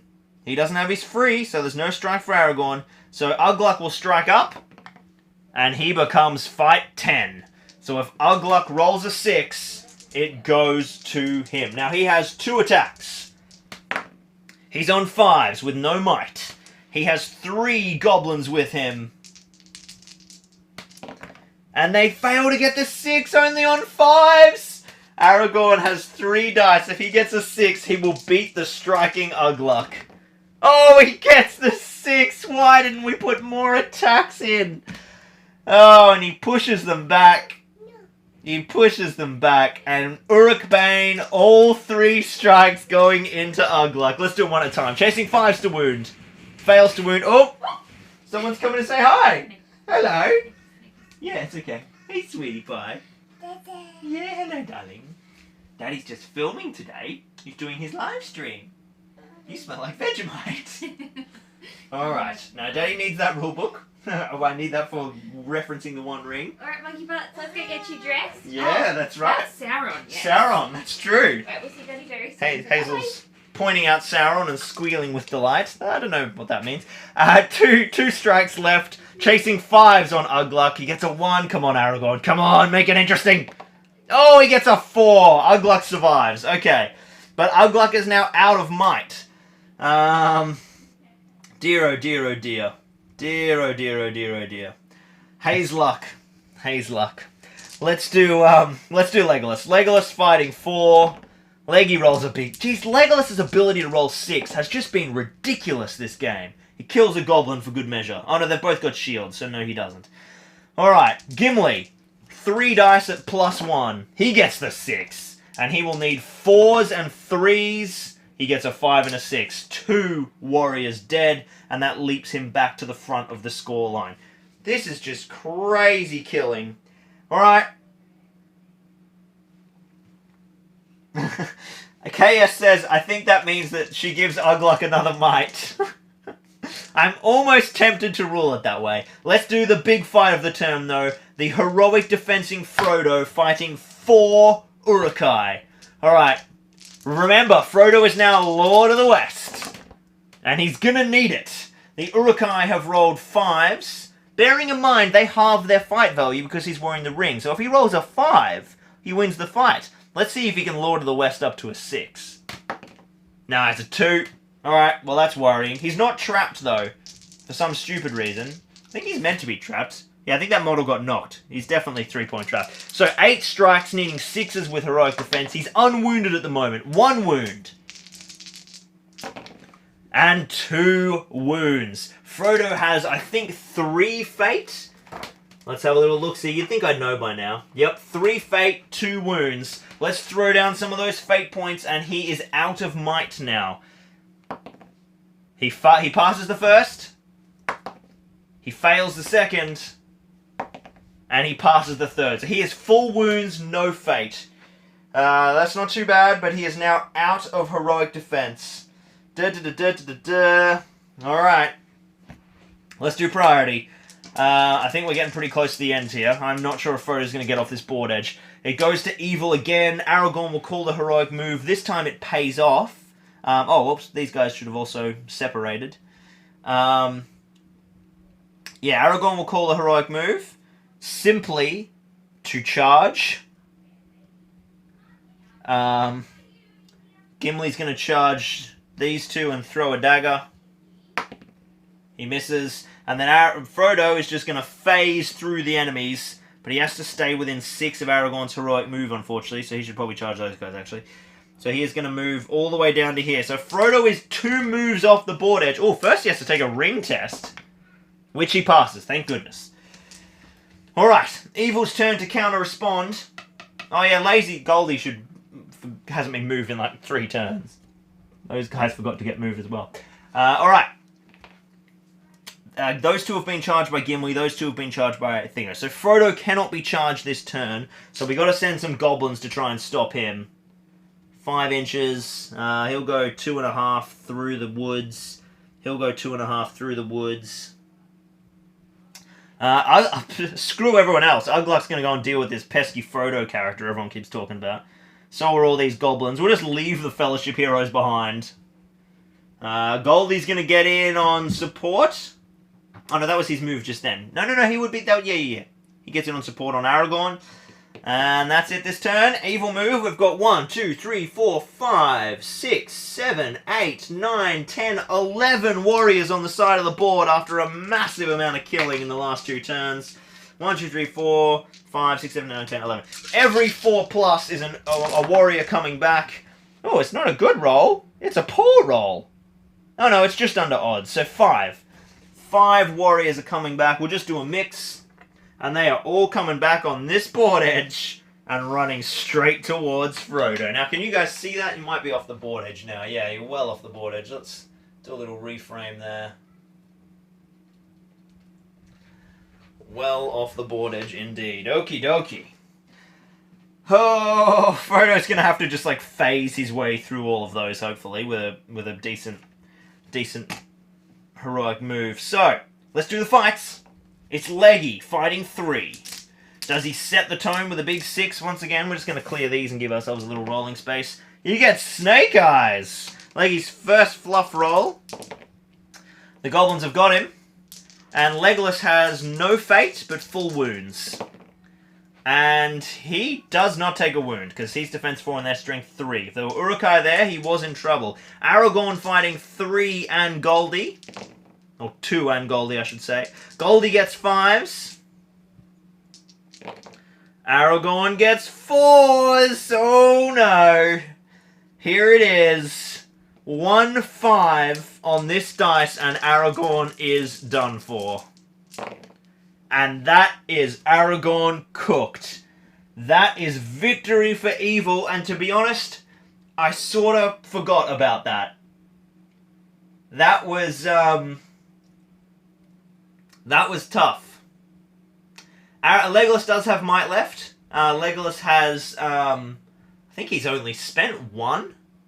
Yeah, he's only spent 1, so he has 2 might left. Which in hindsight, perhaps Legolas should have called the heroic move and given Aragorn a heroic defense or something, but or just a might point to win the fight. But yeah, Aragorn has fallen. Well, let's roll off the rest of the turn. Let's do Gimli fighting 2. Gimli clutches it, and he'll be wounding these on 3s, because I went 2-handed, and he gets a 5, so that is 1 dead there.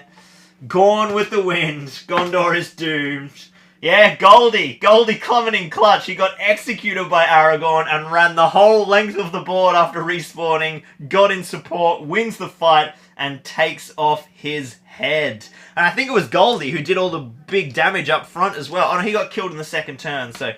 Anyway, Goldie wanted vengeance, but Aragorn has been eviscerated. Gimli did some work, though, in his first outing in the Patreon campaign. Killed some models with throwing axes. Got some big kills. But Frodo doesn't manage to get off the board before Aragorn is killed. And that is victory. Victory. Yes, if Gimli would have but lent Aragorn a hair of Galadriel. So let's think about those rules. Legolas didn't use his rule once.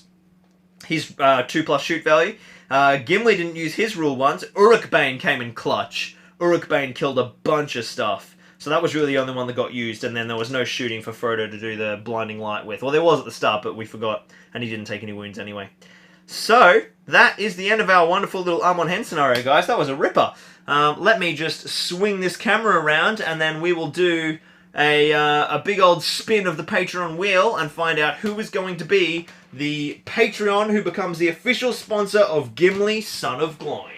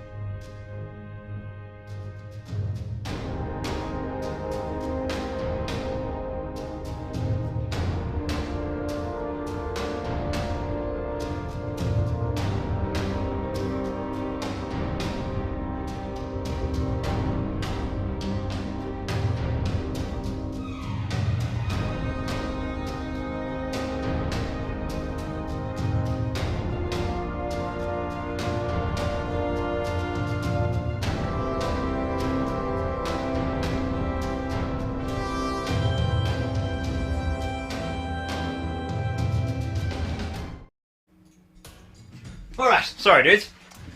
Dudes and dudettes. Apologies for the delay there. I just had 4 Patreons pledge in like the last 5 minutes, so last stream, but notification only came out in the last 5 minutes. So they have all been added to the wheel. So Ellie, Josh, David, and Ben, you guys are now on the wheel as well. So let's give this a big old spin and find out who is going to be our Gimli Son of Gloin, the official sponsor. Whoever wins this model will get to follow their journey through the whole campaign, barrack for their beloved Gimli, and then once he's finished appearing in scenarios, he will be sent out to you guys, to the wonderful Patreon sponsor, no matter where you live in the world, for free, and you get to have a little slice of the Battle Games in Middle-earth history. So, let's see who is going to be our winner of Gimli Son of Gloin.